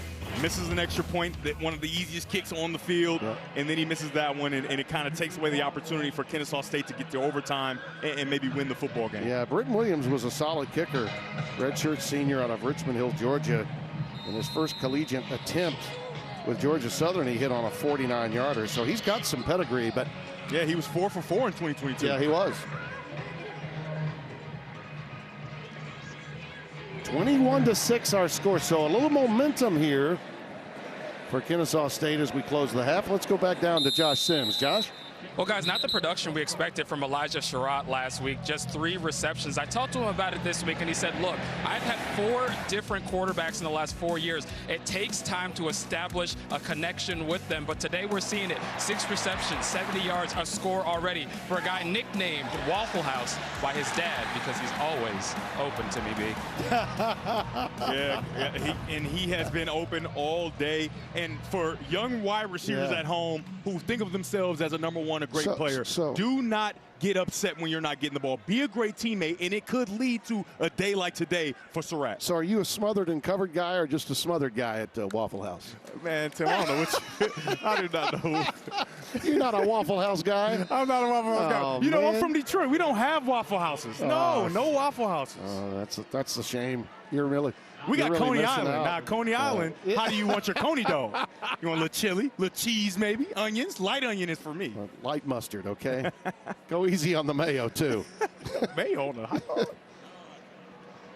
Now you're being weird. A very entertaining close to this half. Kennesaw State has a little left in their tank, it would appear. Odom's looked very good since coming in the last couple of series. Let's get you back to our Los Angeles studios. Mike Hill, Coach Pete, Bruce Feldman. Fellas, how do you do? We doing good. Doing good. Like Indiana is at the half. Maybe not as good as Sim because Sim's calling every game in college football right now. As we welcome you to the State Farm College Football Halftime Show, like a good neighbor, State Farm is there. Mike Hill, Chris Peterson, Bruce Feldman hanging out with you. Hey, the schedule for Indiana is going to get much tougher after next week in Indiana State. But so far this season, they are taking care of business against the teams they are supposed to be taken care of as we take a look at the State Farm halftime highlights. And it helps to have a good quarterback in Fernando Mendoza. Coach. Yeah, it does. And I like the way the schedule shapes up for Indiana. They start out kind of easy, and then it does get tough. But he has been very smooth. The first game today, he's 10 for 15, 144 yards. You know, the pro scouts are really drooling about this guy because you see flashes. I mean, he's big, he's fast. Strong arm, the ball comes out pretty. Every now and again, he kind of misses a few lay-ins. That's what happened to Cal in the past. He takes that next step. Kirk Cignetti's going to have something on his hands that he's going to like a lot. I want to go to the other side of it. You know, we just saw Kennesaw State move the ball down. It's the second time they went for a field goal when they could have gone for it. I think Devin hit the nail on the head. When you're on the road against a really good team, you know, what do you got to lose? You got to take chances. I was a little surprised Jerry Mack didn't go for it the second time in a row. Kennesaw State, first ever game against a Big Ten opponent, held to 137 total yards in the first half, just 6 points, 21-6, second half coming up momentarily. Meanwhile, 16th-ranked Iowa State hosting Iowa in the battle for the Cy-Hawk Trophy. Each of the last 3 meetings has been a one-score game. Another close one going on right now. We'll get you the highlights coming up. And after a disappointing season debut against Ohio State, Arch Manning looking to show out at home, see what he's doing against San Jose State, and so far, so good for the junior legend, so to speak.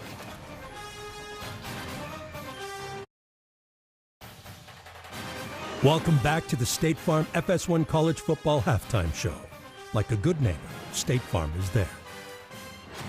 Back at the half with Iowa State leading Iowa 13-3 in the battle for the Cy-Hawk Trophy. There's nothing bigger in Iowa sports battle for the Cy-Hawk Trophy. 16th-ranked Iowa State off to an impressive 2-0 start behind the play of Rocco Beck hosting Iowa. Visitors have won the last 5 meetings in this 131-year rivalry. Rocco Beck off to a great start once again.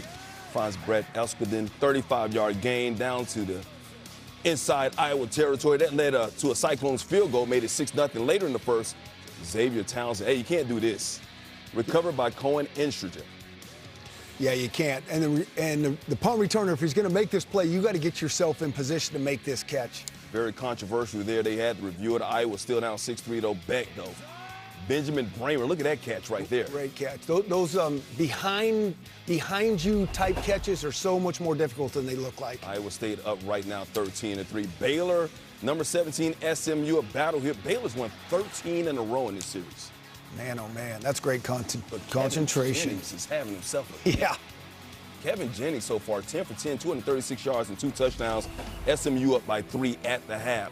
San Jose State, number 7, Texas. Can Arch Manning bounce back after that disappointing loss against Ohio State? Here he is, Parker Livingstone. That doesn't look like the Ohio State defense. No, not at all.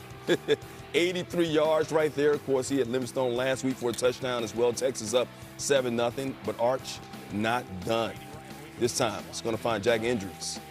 This is 36 yards. This kind of reminds me of a Jurassic Park type game where, you know, in Jurassic Park, they drop the goat into the field and the Tyrannosaurus Rex just comes and just gets after it. This is kind of what might happen. Yeah, Texas is feasting right now. Big time game. They need this one. Manning, injuries again. Manning, 11-17, 180 yards. He's got 4 TDs so far This game's not even in the half right now. Utah State, Texas A&M. Utah State giving Texas A&M some issues. Marcel Reed, though, to Terry Bussey. Very pretty throw and catch. Aggies up 7-0 right there. 4th and goal, though. How about the Aggies? Trick play. Anthony Garcia. Miles Davis. All right. Sandlot football. I love it. You like those trick plays? I like sandlot football. I made it 7-6. But just moments ago, Marcel Reed lining up behind center. Touchdown run, does it himself, gets it done. Texas A&M up 17-6 right now in the second quarter. FIU, Penn State. You think Penn State is just going to roll all over FIU, right? I would think so. Well, Drew Aller gets it to Khalil Dinkins right there for the touchdown. But right now, at the half, it is just 10-0 in that game. Let's go back to the Iowa State game. Of course, that game's over on Fox with Iowa bringing in Mark Gronowski from FCS, all-time winning this quarterback over there. You would think that this Iowa offense would take that next step in development. So far, that hasn't been the case. It has not. I know it's still early, but this has been one of the bigger disappointments of the early start of the season. Last week, he struggled. He was like dirting balls at times when they looked like they were wide open receivers. Again, today, 8 for 14, only 30 yards passing. The passing game has been really, really suspect. You just wonder, we know he can run, but that's about it. You wonder if he's like fully healthy. He doesn't look comfortable. This looks like the old, inept Iowa Hawkeye offense. Yeah, I think we were expecting more, but I think when you get to the Iowa State games, the Cy-Hawk Trophy, game, it almost should be the Rock Fight Trophy, because you're just going to get one of these slugfests where it's just great defense. I always think these first couple games, you're going to see tackling, turnovers, and special teams show up. Iowa State is just very lucky that Iowa only got a field goal out of this. The first step to winning, especially early on in the season, is don't beat yourself. And you're going to always see these type of plays right here. And when you are playing an evenly matched opponent, these type of things are going to matter. So I think in the second half, we got to see, hey, just don't beat yourself. That team's probably going to win this game. Once again, the road team has won the last 5 in the series. Iowa State hasn't won at home in the series since 2011. And in a rock fight, I'm going to take the team that got Rocco Beck as their quarterback. That's an advantage. Hey, next Saturday, big noon kickoff will be in Chicago. 6th-ranked Oregon taking on Northwestern. That's at 10 a.m. Eastern on Fox. 11th-ranked Illinois with their first true test of the season on the road at Duke with the Blue Devils. Put them on upset alerts. A good game. Highlights coming up next. Elijah Surratt right here. TD catch. That's why he's an All-American. Indiana up 21-6 right now over Kennesaw State at the break.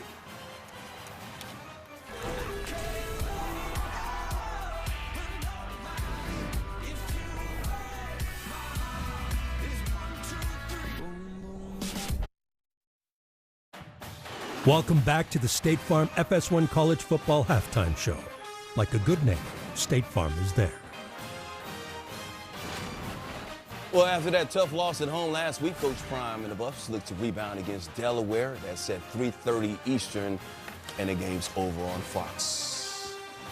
Coach Bruce Mike back with you. Indiana up 21-6 at the half. 11th-ranked Illinois coming into the season with high expectations, returning 16 starters from their 10-win season a year ago. A big reason they're a potential playoff contender with a tricky road test today at Duke. Duke's a good team. Did you say it's a big game for Illinois? I think it's huge. This is a very underrated game for Duke, for Illinois. They got to get this done if they do have playoff hopes. Special teams helping them there. Duke helping them out. Keyshawn Brown muffing the punt. Illinois returns, and they cash in. Caden Fagan getting to the end zone. Illinois goes up 7-3, and then Luke Altmaier.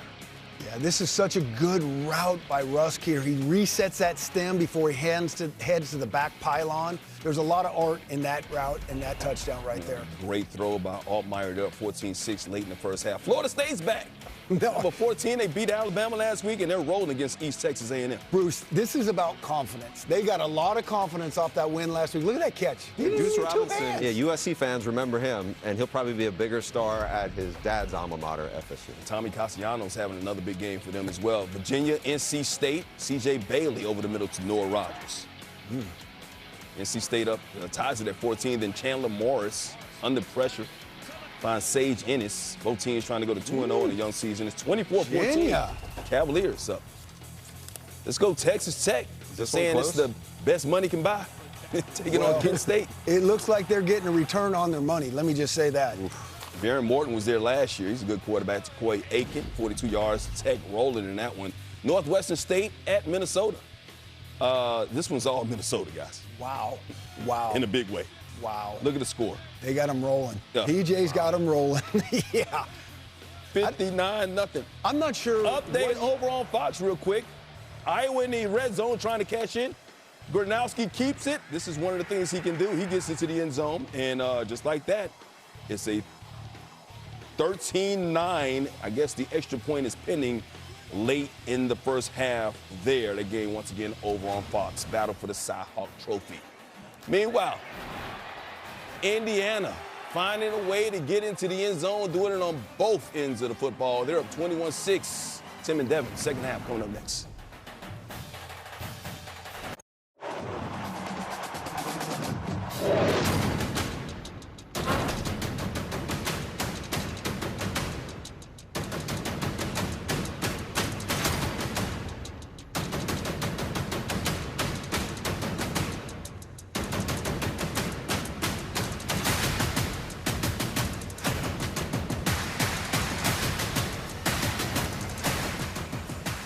At halftime, Merchants Bank Field at Memorial Stadium in Bloomington, home of the Crimson. Tim Brando alongside my partner in lavender today, number 98, Devin Gardner. You know, Devin, I think most football pundits thought that they may have improved at quarterback. As good as Rourke was a year ago, Mendoza brought more to the table, maybe more dynamics. Last week after the performance, not so much. We weren't sure. Today, he's on target. Oh, man, he's doing exactly what I asked of him when I talked about what the tape said. I said, he's still figuring out the offense. We'll take a look at this from left all the way to right, a perfect throw. And then I said, when he knows, he throws a really catchable ball. He's on time, on target. And then this great throw to Surratt for a touchdown. And what else did I say? He's capable of making those extra plays, and that's why they thought he could be an improvement from Rourke. As good as Rourke was, he didn't have that ability to use his legs and create extra plays. The numbers definitely tell the story, don't they? 10 of 15, 144, and a touchdown. You know, getting the ball out quickly and on time is really more what their offense is all about. But he does have that ability when under duress to get out of there and use his legs in a manner that Rourke did not. Now, here's the key for Kennesaw State. They closed well with Amari Odom. What about the second half as they get the ball? Josh Sims. Well, guys, I talked to head coach Jerry Mack about that decision to go to Amari Odom, and he said, well, look, when Odom came in the game, he provided the spark that we needed. We saw more of a sense of urgency. He commanded the offense just better than Dexter Williams flat out did in the first half. So they're sticking with him in the second half, hoping that spark can contain them the rest of the way. Felt like the offense really started to move once he came into the game, guys. I hear you. He's exactly right. Yep. He's exactly right. And Coach Mack knows his team better than we do. I just felt a little sympathy or empathy, perhaps, for Williams, given what happened to him in the first couple of series. But when he almost threw that pick, I think that was a telltale for him, and one of the reasons he had to go with Odom. He pulls it down here, does manage to avoid a sack, get ahead for about a yard. Devin Boykin, redshirt senior from Greensboro, North Carolina, with the stop. And a lot of why Dexter Williams won the competition to begin with was because of his quick decision-making, his ability to see what's going on down the field and make those fast decisions because they like to play fast. And today, it's been Amari Odom who's played extremely fast, even maybe faster than they might have expected he would play. He's doing a really nice job to this point in the game. You know, they list him at 6'4". I'm going to say he's all of 6'5", to be honest with you.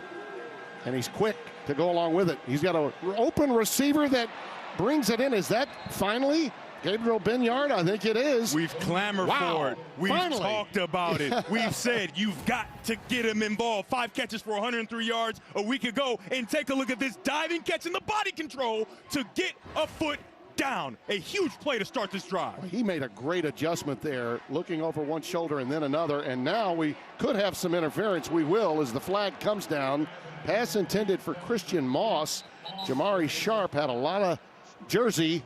And the interference took place very early in his route. The only question will be, is it holding or interference? Pass interference. Defense, number 22. 15-yard penalty. Automatic first down. So they get 32 yards on the first pass. They get 15 more here. This is the 32-yarder, the previous play. Let's just enjoy this one more time, being able to go over that other shoulder. I can't tell you, Tim, how difficult that is to do that and then make sure you get a foot inbounds. Outstanding job, and that's why we clamored in the first half for him to get touches. Yeah, Gabriel Binyard led the Owls in receptions, not just last week, but last year. 19 receptions, 162 as he battled through injuries then. And Odom this time slips down as he's making his move right around the hash mark at the 24-yard line. Well, actually, they mark it at the 25 of Indiana, gain of 2. Yeah, Tim, he doesn't get much on that play, but I just love the quick decision-making, the ability to see, I don't like it downfield, I'm not sure, so let me get out of here and pick up a positive game, and that's what we didn't see from Dexter Williams early. So the thing about this young quarterback is he's playing beyond himself. He's playing fast, he's thinking fast, and his body is following. Listen, this is a brand new coaching staff. Everyone's assembled, and you see a little blitz action coming off the corner from Aiden Fisher, and he wraps him up. The senior from Fredericksburg, Virginia, and the JMU guy that's the leader of this defense. All right, Brian Haynes saying, all right, that's enough. Let's bring our talented linebacker off the edge and get to the quarterback as soon as he gets out of that play action for a sack. Basically moved into a 4-man line with a defensive front from his linebacker spot. So here we go, 3rd and a long 14. A teacup formation to the top. They set up a wide receiver screen. He throws it in the ground. Coleman Bennett was there. They were trying to set up a little convoy to get him going. So they do not convert with any points, but they did manage to get some outstanding field position with the hopes that they can get a punt to maybe close them back or a field goal try. They're going to try a 50-yarder here. Yeah, he said that this freshman has a big, strong leg. I think they're missing someone. They're missing someone in the lineup. They got to hurry him out there. Clock is ticking. Special teams late to get out there. Yeah, they got enough time, though. It's they 10 do. seconds. Out of the hold of Joshua Hewitt. Daniel Kinney. Wow. And that's a leg right there. I mean, is that a leg or what? Oh, my goodness. I guess we should trust him a little more often. They said that Odom really is a really good player. Should have believed him. They said that this young freshman kicker has a big leg. And boom, we should have believed him. Daniel Kinney with the great kick. The pride of Bearden High School, Knoxville, Tennessee.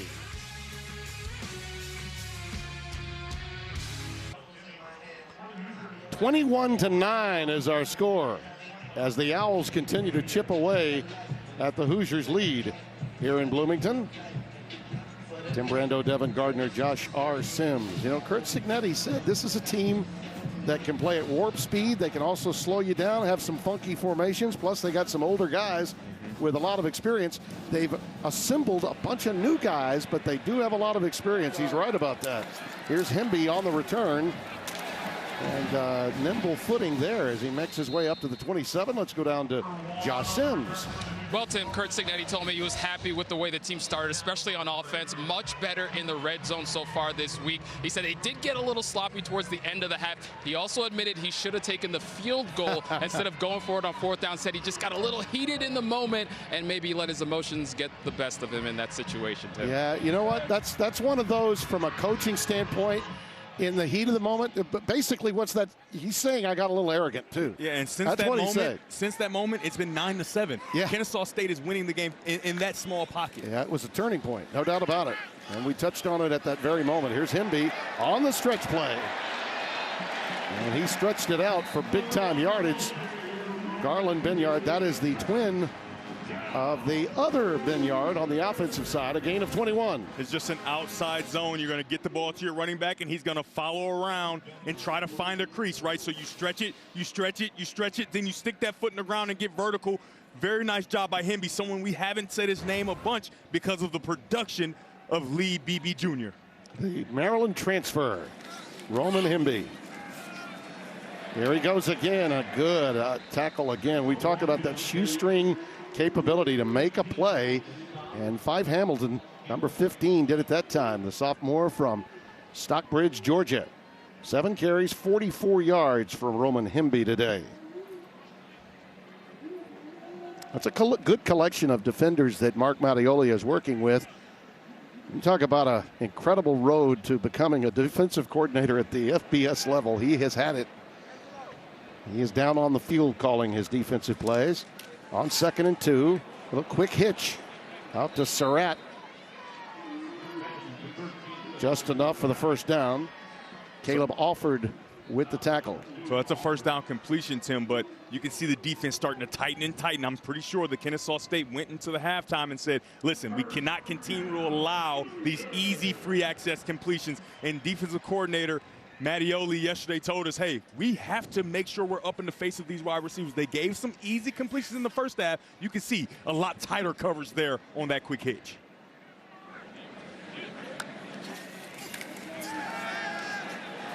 Nice throw and drop right there. Might have been tipped by Stevens. I think Antonio Stevens tipped that to keep Surratt from bringing it in. At first glance, it looked like he may have just had the ball bounce off the numbers, but Surratt, I think, got a hand on that. Antonio Stevens does such a nice job of getting underneath. You thought you would have it, and watch number 3 stretch out and just get his fingertips on it. And Surratt, with the change of trajectory and the carom, he cannot make the catch. Outstanding job as the hook curl defender for number 3, Antonio Stevens. 2nd and 10. Black. That's just good, solid running. You'll be 2 yards shy of the first down. I mentioned Mattioli. Look at this resume, will you? Talk about a circuitous route. Paris Musketeers as head coach. That's right. Paris, France as a head coach. This was after he spent time in Italy as a head coach. And by the way, our friend and colleague from the Big Ten Network, Yogi Roth, is an investor in that franchise. Yes. I mean, that's an amazing story. And he quit the job without having one here in the States. Black, Kalon Black, down the sideline, inside the 10. I don't know that they had those running backs with the feet quite like that of Kalon Black. Alexander Ford saved the touchdown. Another outside zone, and when you have these tight defenders, you want to get around, lead around, and try to secure the edge. When you can secure the edge, you can get outside. They secure it right away in a very nice run by Kalon Black. Yeah. They didn't have anybody like Kalon Black in Paris, I can tell you.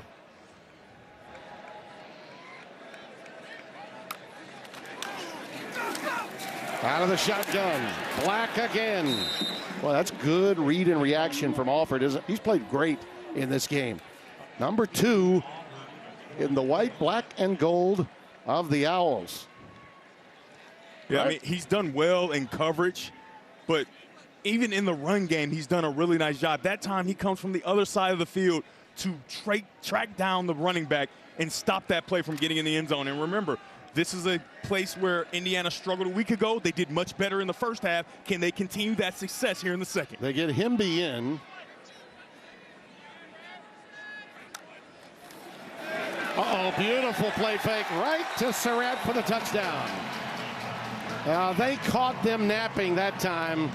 The Owls were playing Himby, and formation did them in. And it's another touchdown for Surratt. 31st in his career. This is a really nice design. He's going to go in and out. However, they're linked in man-to-man coverage. So he gets his right foot in the ground, and he comes back out with the run fake offered. Because he's done such a nice job in the run game, he keeps his eyes in the backfield. And Tim, if you're in man-to-man coverage and you look in the backfield, you're going to watch passes get completed on you. That's right. And that's a touchdown for Surratt. Yep. That's really one of those examples. Alford has played well. He got schooled that time on a nice little double move by Surratt. Oh, just like the Sheik. Cheek to Sheik. Leave those cares behind, Tim, because we are good times. Oh, yeah. Go, JJ. Go, JJ. Got some push-ups, some up-downs taking place, an 8-play, 73-yard drive. A quick answer from Indiana. And Surratt on the receiving end of the touchdown. Air guitar, that's something our friend Larry, the cable guy, does a great job with. Can't wait to take you to Nebraska again to see our friend Dan Whitney, a.k.a. Larry, the cable guy. And for you, Devin, he would be Mater. Thank you. He would be Mater. Yeah, I'm a cartoon guy. I don't know about cable and all that. I got YouTube TV, you know. Blue-collar comedy is not something that you follow very much. I got it. Yeah. Let's get a quick game break, shall we? Mike Hill is in Los Angeles for an all-state game break. Fellas, tough game for number 11 Illinois on the road against Duke. Illini up 8 here late when Duke's Darian Mensah finds Andrew Anthony in the end zone for the 5-yard score. Play reviewed but upheld, and right now it's 14-13 Illinois at the break. Tim and Devin. This is not your grandma's Duke, by the way. Oh, no. They're very good. Oh, yeah. And Illinois, I think the game of probably the most under-anticipated that it could be an outstanding game in the Big Ten is Indiana-Illinois. Yeah. I think the winner of that game, potentially, got a real shot. Could be a shot at getting into the CFP again. Yeah, I agree. Maybe even the 4th team out of the Big Ten to get into the college football playoff. Comes a little later in the year. Well, Amari Odom is sacked. Mikhail Kamara getting through there, the defensive end. He has a tackle for loss in 30 of 37 games. All Big Ten performers, second team all Sun Belt when he was at JMU. He's one of those JMU guys that's left. They still have a good number of them, not as many as they had a year ago. But the combination of the portal acquisitions and the foundation set by these James Madison guys that came over with Cignetti, still very much the makeup of the team. Odom lets it fly through the seam to Benyard. And boy, you can see right now why he has to be the #1 target in this offense. He is dynamic. I mean, incredible anticipation by the quarterback, who before that throw was 7 of 11 for 103 yards. He just continues to show poise and the ability to get the ball driven down the field and also not make the big mistake. That's the one thing you have to guard against with a young quarterback, making that big mistake, and he just hasn't done it. I'll tell you what Haynes' defense has done today, though, Devin. Whenever they've had that big play, okay, that big play to get a first down, whenever they've decided to go quick after that, his guys have been lined up, and they've stopped them for like a 1 or 2 yard loss or 1 or 2 yard gain. Similar to that right there. And that's kind of taken the air out from under what the speed game is supposed to be about for the Owls. Yeah, certainly. You're supposed to try to catch them off guard after those big plays, and they just haven't been able to do it with this Indiana defense. 3rd down and 9 after the loss of 1. All right, so Kennesaw State subbed, even though they don't usually do it, so now Indiana gets a chance to sub.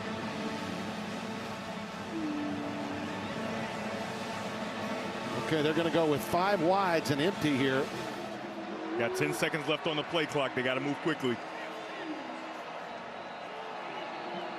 It's a light box. A quarterback draw, in my opinion, it should be alive. Uh-oh, look out. That could be big. It's Ruvar. It is Lyndon Ruvar. And he fumbled it inside the 25. That's Sharp on top of it, Jamari Sharp. He stripped it. Let's see if they're going to rule him down, and it's still Kennesaw State's possession, or is it a fumble? You can see him trying to get down the field. He starts to slow him down again. It's one of those. Oh no, I think that ball is clearly out. I think. That's a steal. That's a straight out pilfer.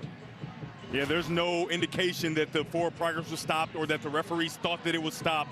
What an outstanding play made by Jamari Sharp after giving up a big completion. I haven't seen a defender do that in a game since George Teague in 1992 did it to Lamar Thomas of Miami in the national title game. Before the ball came loose. First down. Yeah, they're going to look at it. They got to review this. Yeah. I think it's fairly clear, and when they get a chance to review it, will be fairly quick. Right, he attaches here, but the forward progress isn't truly stopped, and there's the punch right there. That ball is out clearly. They go to battle for it, and Sharp wins the battle. After review, the ball came loose. The defense recovered. It is Indiana ball, first down at the 25-yard line. That's a tough break for the young quarterback. It really is. Chris LeMange, though, the referee gets word from replay official Gary Delaney, and Jamari Sharp, I'm telling you, if you ever I know this was before your time, but I've never seen a play like that when the ball never hit the ground. He just literally took it, punched it out, a.k.a. Peanut Tillman-like, right? And then he grabbed the ball and recovered it on his own as he hit the ground. Hey, Tim, I have no idea who you're talking about, but I'm going to trust you. I'm going to trust you. Trust me. Lamar Thomas was a heck of a receiver. I know Peanut Tillman, but you know, the other guy, I'm not sure. George Teague was a whale of a defender at Alabama. For brother Oliver and Gene Stallings when they won the national title. Coming the other way on the reverse, Omar Cooper. Look out. He stayed in bounds. Omar, 75 and a touchdown.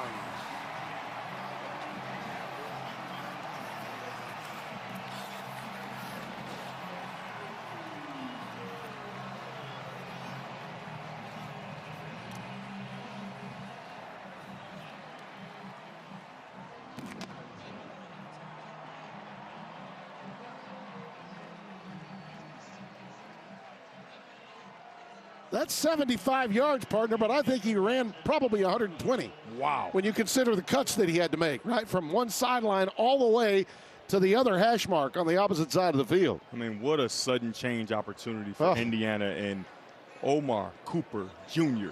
makes them pay. Talk about a 14-point swing potentially after that great completion Odom had. Cooper, 2 touches today, 115 yards and 2 touchdowns. Started with the pilfer. Look at this by Sharp. I mean, that is grand larceny, ladies and gentlemen. He stole it. That's not just a steal, it's grand larceny. And then Coop takes it to the house. Hello, how do you do? 35-9, and let's take a look at a magnificent play here, Devin. After the kick, we'll do it, as we have the opening kick after the touchdown. Cody Jones is awaiting. And it's going to go through for a touchback. So now we can get our long-awaited look at this magnificent play, and it was just that. Yeah, but, you know, I want to give you the how and why. How about 8 receptions, 77 yards, and 2 touchdowns? Surratt. Take a look at what he does. If he doesn't make this block and secure the edge, this play never gets going. It never gets started. When you have a reverse like this, you got to first get it started. He does that, and the rest is all Omar Cooper Jr. down the field for a touchdown. You know, I thought he had slipped and maybe gassed a little bit for a second there after he slipped when he made that cut, but he had the afterburners on to get it into the end zone. That was a long haul. It was more than 75 yards, which statistically it'll stay at. Chase Belcher stopped again behind the line by Isaiah Jones. And that's the 13th tackle for loss for this Indiana defense. They've done a nice job of living in the backfield of Kennesaw State.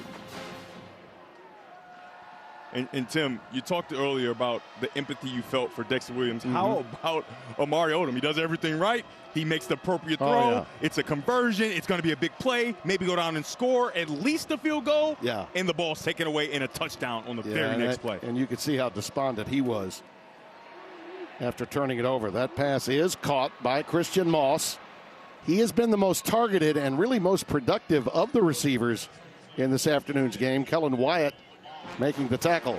And Amari Odom was dejected, obviously, but take a look at him continue to play, continue to make throws, and he continues to hit his favorite target on the day, Christian Moss, who comes into today without a reception.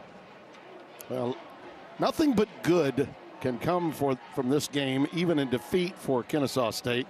Let's face it, this is a big payday for them as a Conference USA school, playing in the Big Ten on the road. And if they can find their character offensively, they'll be all the better for it. As we say it, the pass is behind the receiver, and Lou Moore takes it out of the air for the pick. Tim? And the blitz is on. We talked about it.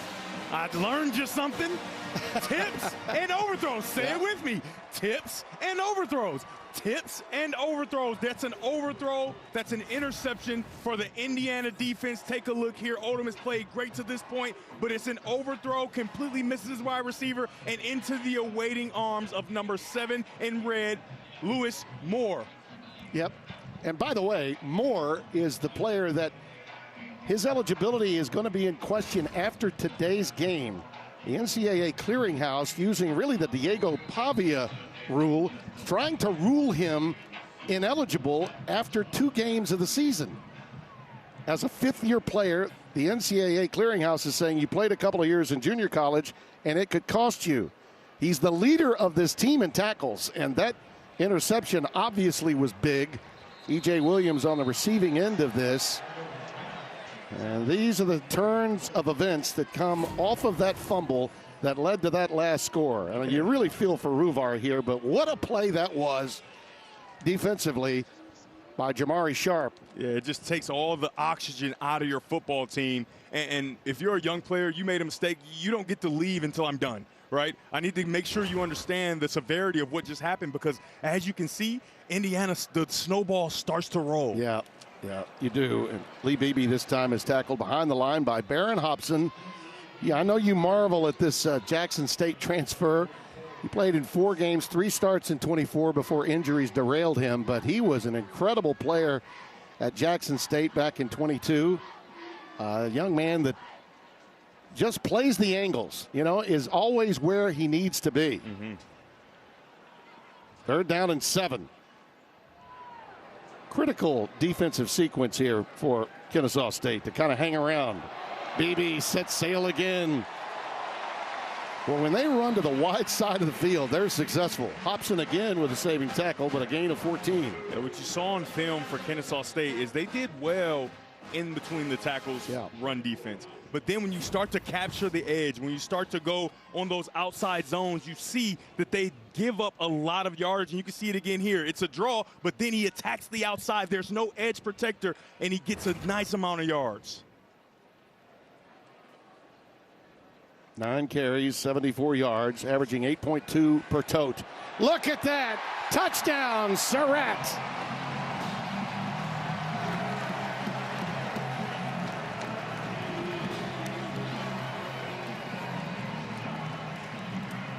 Well, that was a coverage bust for Mark Mattioli's defense. No question about that. 3rd touchdown today for Elijah Surratt. And Fernando Mendoza is really seeing every single picture clearly.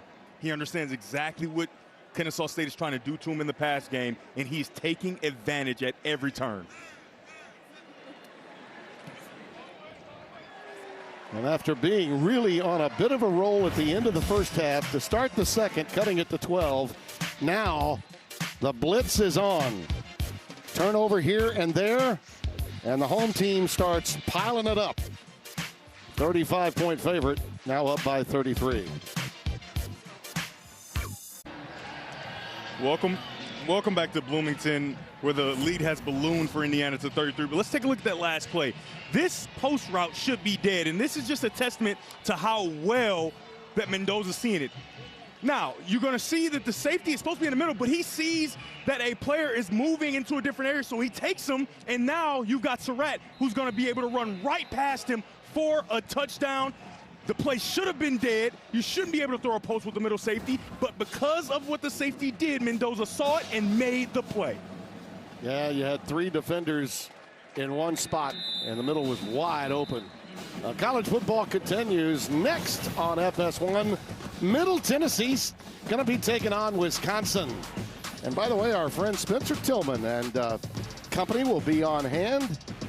Look forward to hearing them. Then later it's Georgia Southern versus USC at 7:30 Eastern Time, 4:30 Pacific, right here on FS1. I think. What do you think? What do you think the chances are a trip to Naples 15 is in their future? Love a little Naples 15. Ooh, man. boy, one of the great Italian restaurants you'll find at Camp Randall. A lot of singing in there. Yeah, too. Indeed. Chase Belcher stopped in his tracks again. Eric Collins and Spencer Tillman will have that game for you as soon as we're done. Lewis Moore again in there to make the stop on Belcher, and another tackle for loss. That's 14 and counting now for the Hoosiers defense of Coach Brian Haynes. Yeah, I don't think the audience knows how good of a singer you are when you're in those Italian restaurants, you know. There's a little rat pack inside yours truly. Man. Yeah. Chase Belcher remains the setback for Amari Odom, who's gone all the way since the 3rd offensive series of the afternoon. Yeah. He's been exceptional, and if you're Kennesaw State, I understand staying with the run game and believing in it, but this is not the time, right? You got to try to chip away at this lead if you have any chance of trying to make it close. That old saying, even in blowouts, right? 2 or 3 plays will tilt a game one way or the other. Well, with that fake clap, you understand what the coverage is trying to do to you, so you're going to get clear coverage at the top, man to man. You got an isolated wide receiver, and that's usually where you want to go in this type of coverage, but Indiana changes it. Backside pressure. Oh, look at Odom spin out of that. Spin, baby, spin. And now he just has to unload it. Incomplete. What a nice job by Bryant Haynes, the defensive coordinator for Indiana. Young quarterback gives a fake clap, they show the coverage, and then they change it at the snap. And when they change it, Odom doesn't know where he wants to go with the football. He does a nice job of eliminating a sack and trying to get outside and make a play and doing the smart thing, throwing it away. Great job by all parties involved, both Indiana and Kennesaw State. Hosea Wheeler, the defensive tackle that played more of an in position that time, with a smooth move, right? Coming from the outside in with his bull rush. And Hewitt gets the way the punt under some pressure. Brady back deep, calls for the fair catch, and he'll just let it roll after a relatively short punt. And let's go down to Josh Sims. Josh? Well, guys, Curt Cignetti is a guy that's all about efficiency when it comes to practices during the week. Don't expect those practices to be 2 hours. He wants to get in, get out, get his work done. Cignetti comes in early so the staff doesn't have to, and he doesn't expect his staff to stay late. They get the work done, they go home. All about efficiency. Devin, how would you like that? No 2-hour practices. Get it done early. I mean, Josh, I'm just telling you. I would do the extra work, right? I would get on my iPad and watch film. However, not having to be on my feet and run around and practice sweating, stinking, I would be ecstatic. Yeah, like a producer that doesn't want to rehearse. It's Nirvana. Oh, no, Tim. You know I got to rehearse. I got to rehearse as Mendoza tries to get on the outside with pressure and throws the ball away just gets like rid he of should. It'll be 2nd and 10. Garland Benyard was coming in with the pressure from the Will linebacking spot. And the brother of Gabriel, who's a sack master. Both of these guys have been stalwart performers in their careers. Roman Hemby is the setback. 3 wides against a 4-man front on 2nd and 10. Even though Indiana is up, don't expect them to take advantage of these low safeties. Oh, yeah. There you go. Hemby. Yeah, that's a first down and then some. Inside the 45 to the 43-yard line of Kennesaw State. Think about it. Roman Hemby is fairly fresh. Remember that that first half, he didn't really do a bunch. And he's getting out there and getting to the second level and making those low safeties miss, creating explosive plays. It's an outstanding committee of backs. I mean, it really is. Mendoza with all kinds of time. Dumps it to Hemby underneath. Look at this. Like a pinball bouncing off defender after defender. You love to see the chest match, right? We talked about those low safeties. Well, on that play, Kennesaw State backs them up, but a play was called to try to get behind them. Well, it's not there. So what do you do if you're Fernando Mendoza? You find the running back, and he does a nice job there, and it's another big game for Roman Hemby. Outstanding job of just moving over to your right just a little bit, getting a nice throw to Hemby, and Hemby does the rest. Hemby now his 28th straight game as Wandarian Silas is down on the field. Yeah, he's a defender to try to tackle Hemby and kind of was shed off. I mean, Hemby's a big guy, right? 6 foot, 210 pounds, and he runs with great force and great power, even from his freshman year at Maryland. Hemby is adding to his tote board. 28 consecutive games, by the way, with a catch for that running back. Yeah, you can see right now he's coming in the screen, trying to make a hit on Hemby. He kind of shrugs him off. And remember, we covered a running back last season that they said it was like a BB hitting a tank when defenders would run into him. Not saying that Hemby is quite that just yet. Not quite Ashton Genty. Not quite, but that's exactly what it looked like all season last year. good to see him off and walking off the field on his own power. I had to chuckle at Kurt Cignetti. Okay, kid's hurt. Let's get him off the field. We need to go. Oh, that's a Pittsburgh guy if I ever saw one. Yep. I remember I got stories to tell you about coaches in those situations. We got tempo going here. Let's go. Kalon Black in the game. The old man in black, Jerry Glanville, used to be that way. With injured player, close to the sidelines. Okay, we're concerned about him. We're going to check him. Let's get him off the tarmac. We got another airplane to fly. Oh, boy. Defense has been the order of the day. Talk about a pickpocket act. You could do a lot of time for that kind of steal, Indiana or otherwise. The score by quarter is really, in a lot of ways, Devin, not indicative of the competitive nature of the second half. At the red zone offense, though, that tells you the story. 100%. Today, they're 5 of 5, and you add to that the unfortunate turnovers and the ability to make them pay with those turnovers. Indiana has taken command of this game. And right over the middle for the touchdown to Charlie Baker. Charlie Becker on the receiving end, the sophomore from Nashville, Tennessee. That was too easy. You got a flag down. Yeah, we do have a marker down, so we'll have to check it. Hold everything. Pass interference, offense, number 6. 15-yard penalty, second down. Did we get a rub here? I believe we may have. A little bit of an illegal rub. Yeah, LeBron Bond. Number 6, the freshman from Norfolk. You got to play through. It's a well-designed play, and this is he's blocking. It's an RPO, and he thinks it's a run play, and it's so minimal. Yeah. Such a minimal touch. However, by the letter of the law, it technically is pass interference because that is now a pass play because he didn't hand it off. Cignetti's trying to figure out what did you do? When he sees it, I'm sure he's gonna be okay. Yeah, he'll know it was a little ticky-tack. Yeah. 2nd and 22 for Mendoza. And there's Holden Stays, another one of those tight ends. Senior out of Atlanta, Georgia. Another bit of a difference maker in 24 at Tennessee. He had 15 catches for 131 yards. Another one of those guys that you pick up in the portal and you make a stand with. I really like that call by offensive coordinator Mike Shanahan to get back toward the original line of scrimmage to give yourself a chance to pick up a first down or maybe even get a touchdown. A nice call, a screen to pick up some of those yardages that you lost. Now, he's got to be pleased with not only the way the game has been called, but executed by his quarterback, Mendoza, on a fade route towards the corner. A lot of contact, and the flag comes down. E.J. Williams working against Jericho Washington. And it would appear that number 1 is going to get tagged here. And he was on top of the wide receiver, so he didn't really need to be so handsy.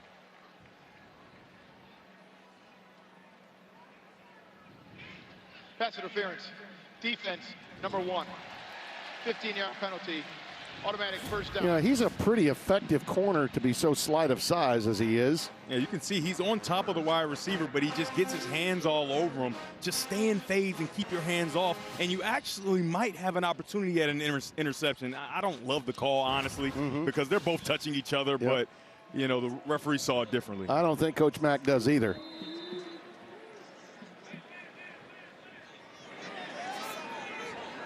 Himby checks back in on 1st and goal.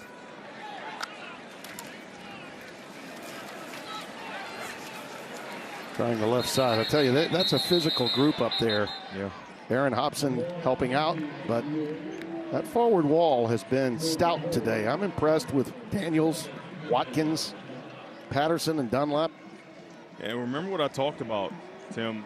The inside running game hasn't been as productive as that outside running game. Those inside guys you just named, very stout. They understand leverage. But on the outside, they just aren't able to have the athletic ability to run those plays down, and Indiana has had great success. Yeah, they've not been able to set the edge, have they? No. MB remains the setback out of the shotgun. Mendoza's pass is caught. This time, E.J. for the payday. Touchdown, Williams.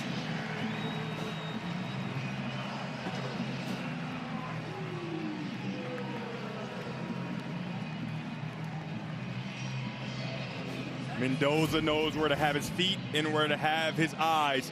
He's locating the flat defender. He sees him vacate, and he drives the football perfectly on the face mask of his wide receiver, E.J. Williams Jr. Now, the Clemson transfer has been very effective today. His most productive season came in his freshman year there. A consensus 4-star recruit and somebody that can make some really big plays for Indiana if they are to contend in the Big Ten. 4th touchdown of the game. 4th game ever for Mendoza to have that many in one outing.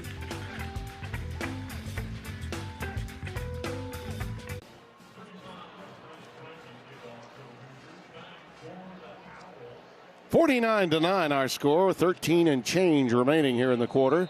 Look out, Tim. Hot dog coming. Put some mustard on that puppy.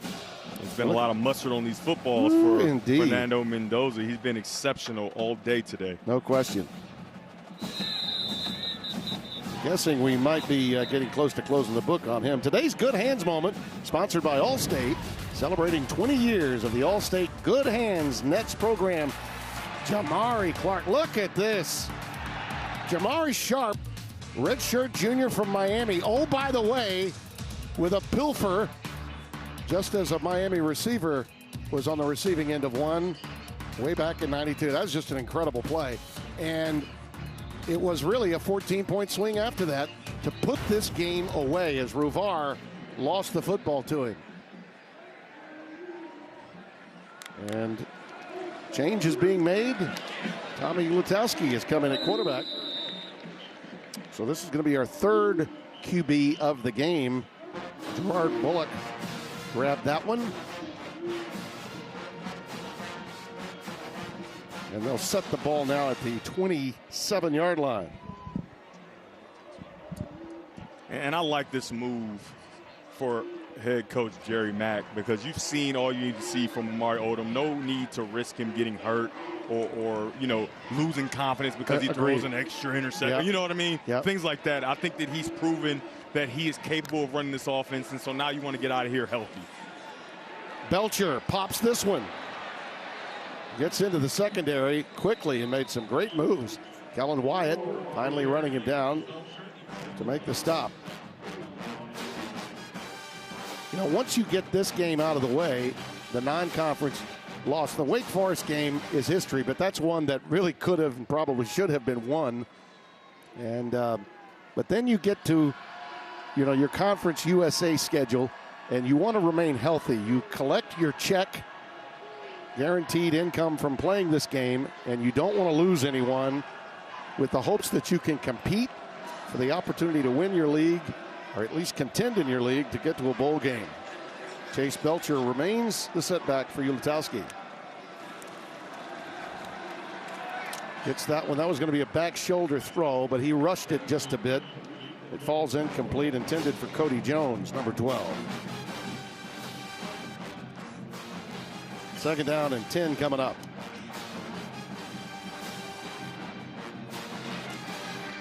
There's a part of me, though, partner, I have to mention it, that really does feel that empathy for Dexter Williams. The fact that he's not getting any playing time now. Granted, it is mop-up time to some extent.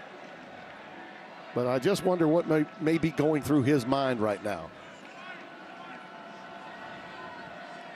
I mean, if he's a great teammate, he has to support Amari Odom and what he was able to do. I mean, that's all I saw on the sidelines, by the way, was a good teammate. Of course. And this is a 40-point game. I can just tell you, it's not because of Amari Odom. Right? He had him in position a number of times. He did. He did everything he could. And so now they get to go back to the drawing board and try to build around this young quarterback who showed great promise. And I'm just telling you, from what I've learned, a former teammate of our colleague, Jack Tuttle, Dexter Williams II will be a great teammate and be ready if his number is called again in the future. Well, and you touched on it at the outset of our broadcast today.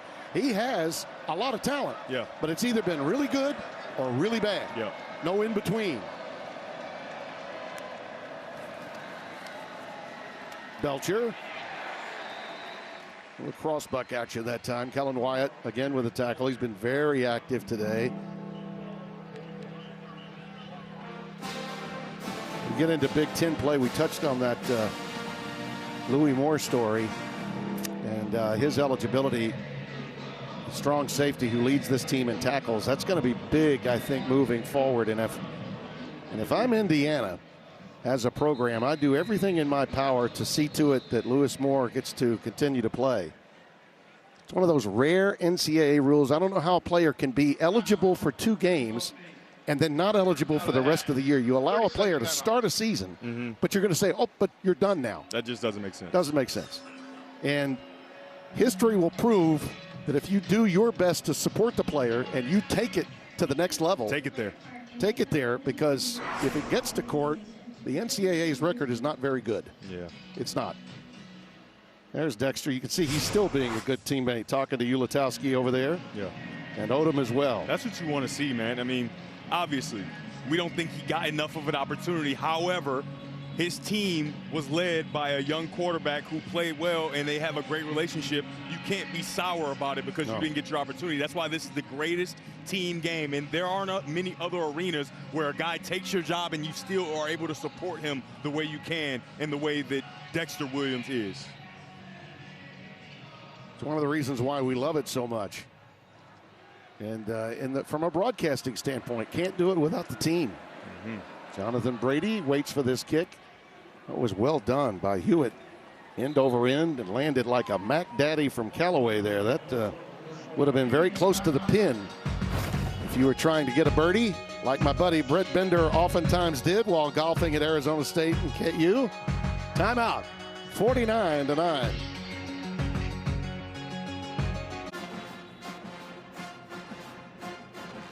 Fernando's got a brother, Alberto, that made it over to Indiana as well. He's a freshman phenom. We saw him before the game down on the field. It was really cool to see the two of them throwing it. It was almost like a cloning. They look so similar out there. Yeah, when I saw him in the weight room, I said, are you Mendoza? You know, I do my lift. Yeah. I said, are you Mendoza? He's like, well, I'm Kinda. a Mendoza. Not the Mendoza you may be thinking about, but I'm working hard every day, and I hope that I can learn from my brother. It's been really cool having him. Our parents don't have to go to 2 separate arenas. I can learn from my brother, and then hopefully I can be the quarterback here one day. By the way, talking to Kurt Cignetti is so refreshing when discussing the quarterback position historically for him as a head coach. Here's BB taking the handoff from Fernando. But it seems that no matter what the questions are, at the end of whatever season when he has the new quarterback, they're the player of the year. Yeah, this isn't the first time there were skeptics after a first game for quarterbacks, right? Let's go through the list. NFL for Ben DiNucci, right? Everybody remembers that name. And Ben DiNucci's a free agent right now, but he's been in the NFL. Cole Johnson, All-American. Todd Centeio, Player of the Year. Jordan McLeod, Player of the Year. And Curtis Rourke, the latest NFL invite to the Combine. And with the 49ers currently, now Mendoza clearly showing that he understands, and you can see it on full display right there. Charlie Becker on the receiving end up to the 45-yard line.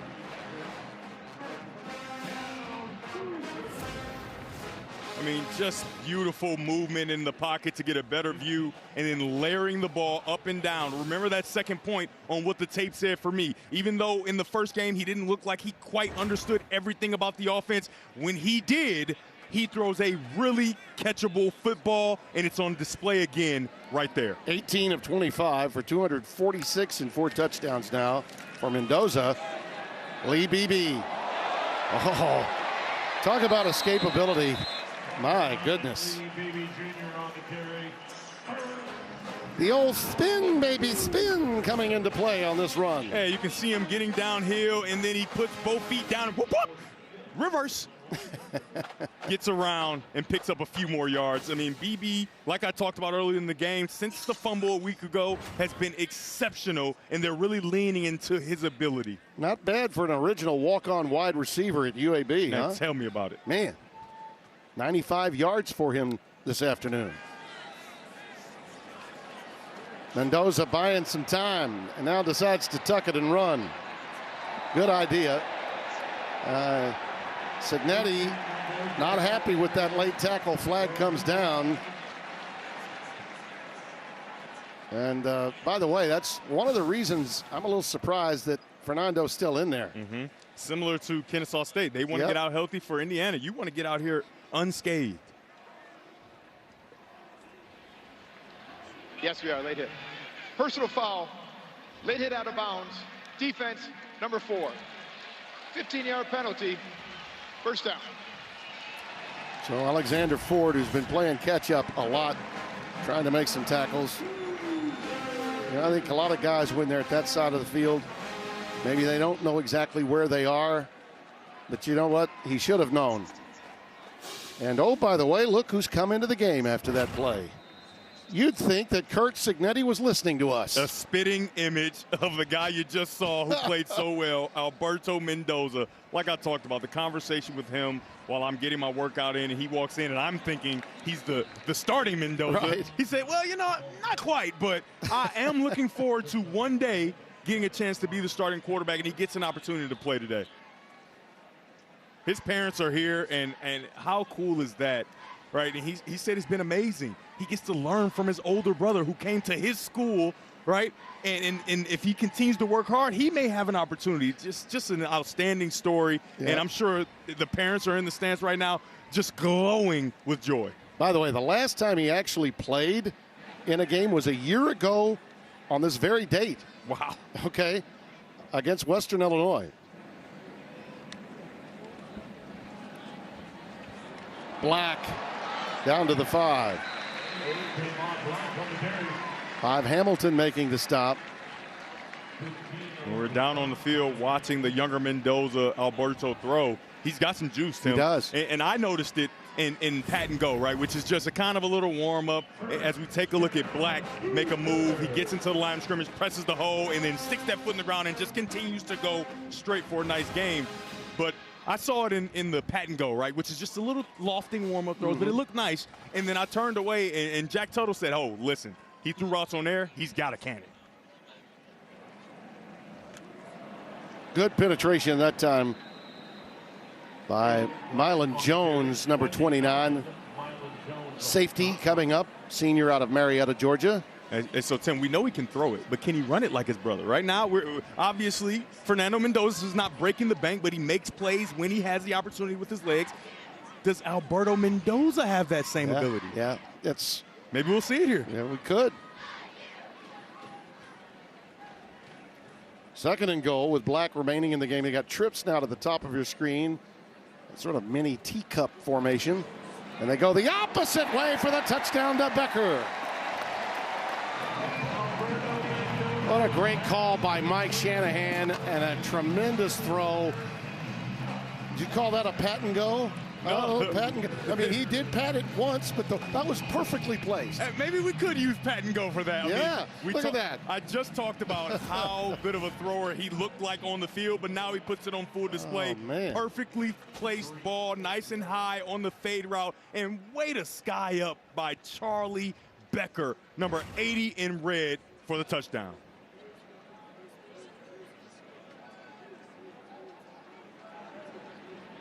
I'm sorry, Tim. Indiana fans will be mad at me. Yeah. That's crimson. Cream and crimson, baby. I'm sorry. Cream and crimson. Oh, by the way, we may have to redefine in sports the Mendoza line. Okay? Yeah. There's an all-new Mendoza line in college football. Whether it's Alberto, they'll be there. Or Fernando, you look marvelous. They'll Fernando, always be around. Lamas Mendoza. Yeah.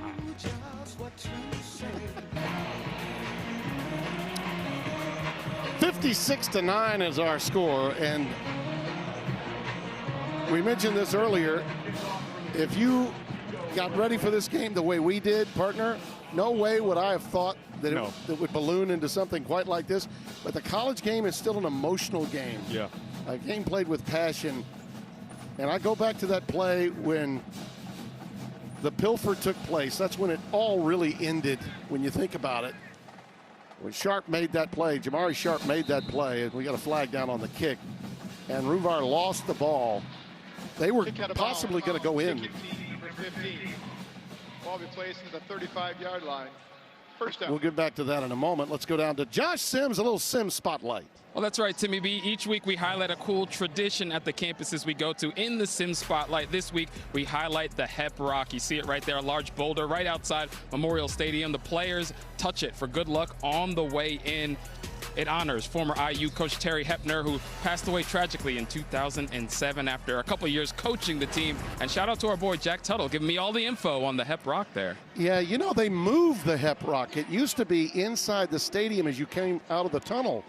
That's where it once was, and now they moved it outside since Curt Cignetti got here. And by the way, I touched on Bill Mallory earlier, the great Lee Corso, who got the first ever bowl victory for Indiana back in 1979. John Pont took Indiana to a Rose Bowl in 1967. Mallory was incredibly successful at Indiana, but for years it's always been hit and miss. Sustained success has always been difficult here. My question moving forward for Cignetti, particularly in this era of college football where he's really cashing in on the portal and bringing those James Madison kids in, as you see that quick curl caught out past the 41-yard line.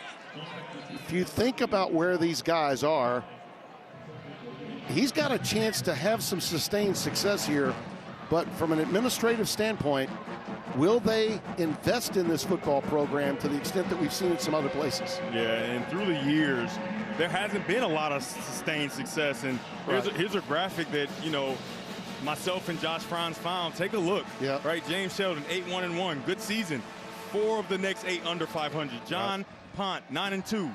4 of the next 5 under 500. Yep. And then the most recent Tom Allen, 8-5 in 2019, and then 3 of the next 4 under 500. Correct. The question remains, can Curt Cignetti continue to build and continue to sustain this great success that they had a season ago? Yeah, and just from a purely facilities point of view, and the interior of the stadium and the location of where the indoor facility is and the weight room is located, they have some suites in the end zone. They've got that, but as we witnessed in Kansas, not just a couple of weeks ago, an investment into updating the stadium, I think, is the next.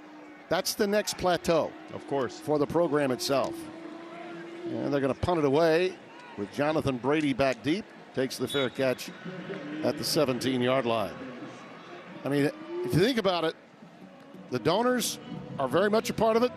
You got to pay players now. We understand that investment that has to be made. It's a different era in college football, yes. But the combination of what you get from your donors on top of the revenues cashed in from television rights, that's more plentiful in the Big Ten than in any other conference. That's where you expect to see those improvements moving forward. And talking about improvement, how about the improvement of the offensive line in the run game today? Absolutely. Like, obviously, the 300 yards a week ago was good, but it was almost in spite of the inability to create movement. And it starts with Pat Coogan. His story and his resolve was so cool to hear about yesterday. Obviously, the story's clear. He was a starting center in the national championship game a year ago. And how does he end up at Indiana? Well, it's a kind of tumultuous kind of journey that he had. And any guy could crumble under that pressure. You and said it. He said his dad, Mike Coogan, was huge in making sure he stayed strong and continued to be a great teammate. He said, "You'll be a huge part of this team, and our family is built on fight." Coogan's fight. He continued to fight, got another opportunity at Notre Dame. And I'm just telling you, Tim, his dad wasn't happy because he grew up a Notre Dame fan.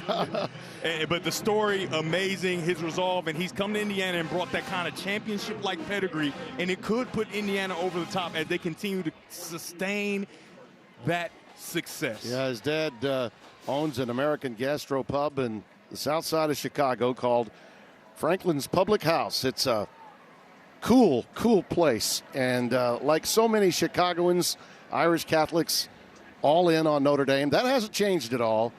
And he said the best thing that could have ever happened to him now is to come here to Indiana. You have to make that change and go through a reinvention of one's self, which he has. Kobe Martin running right into the linebacker, Taiwan Christopher, 46, the redshirt freshman from Thomasville, Georgia. Got a player down on the field. Yep.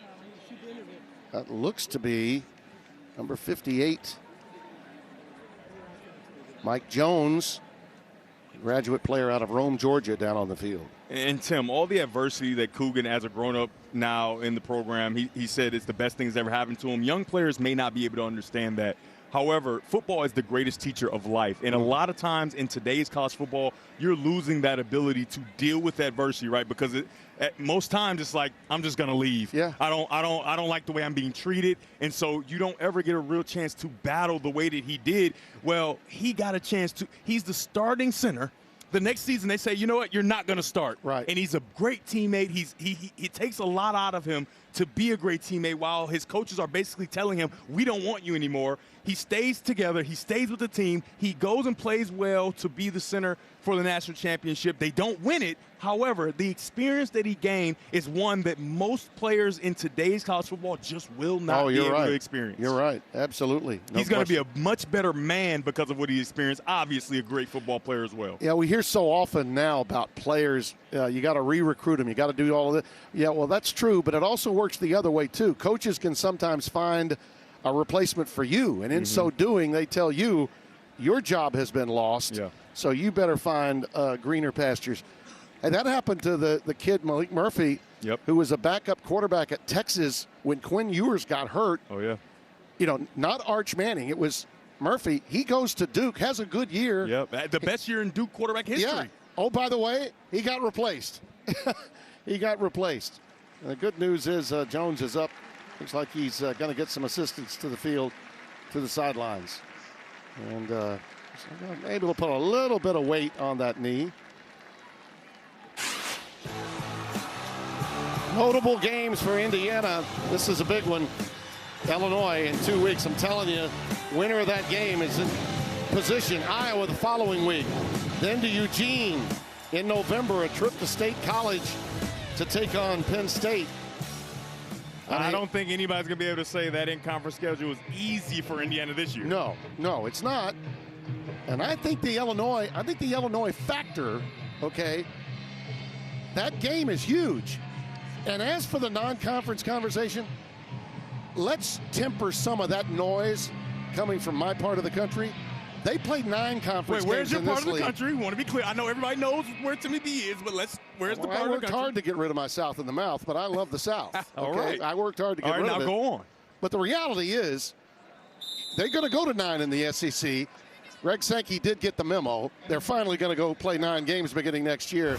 But that being said, I don't want to hear it now. When you're playing FCS teams in November, SEC, shut it up now.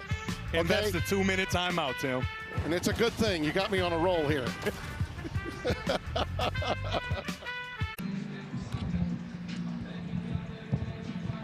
Coming up after the game, it's College Football Extra, sponsored by Amazon. Mike Hill, Coach Peterson, Bruce Feldman back in our Los Angeles studios will guide you through what's been going on elsewhere. That Iowa State game is coming down to the wire. Just a couple of minutes left with Iowa State tied. Cyclones with the ball in Iowa territory. I'm telling you, this is a big day. Anytime you've got as many matchups as we have that many people think are ho-hum, that's when upsets take place. There's a quick pitch going to the wide side of the field. Indiana using everybody now. Solomon Van Horst, the graduate student, gets it out for a nice game. And the clock continues to run. I do want to say thank you to the fine folks at Kennesaw State.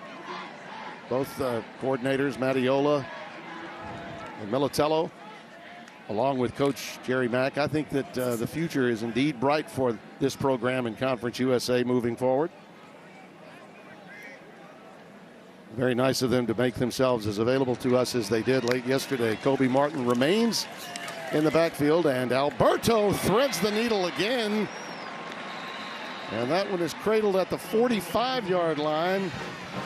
Jackson Wasserstrom on the receiving end this time. I mean, Tim, just smooth as silk. Yeah, absolutely. I know I question, hey, does he have the legs like his older brother? Well, that's of no consequence because that arm is alive and well. Yeah. That it is.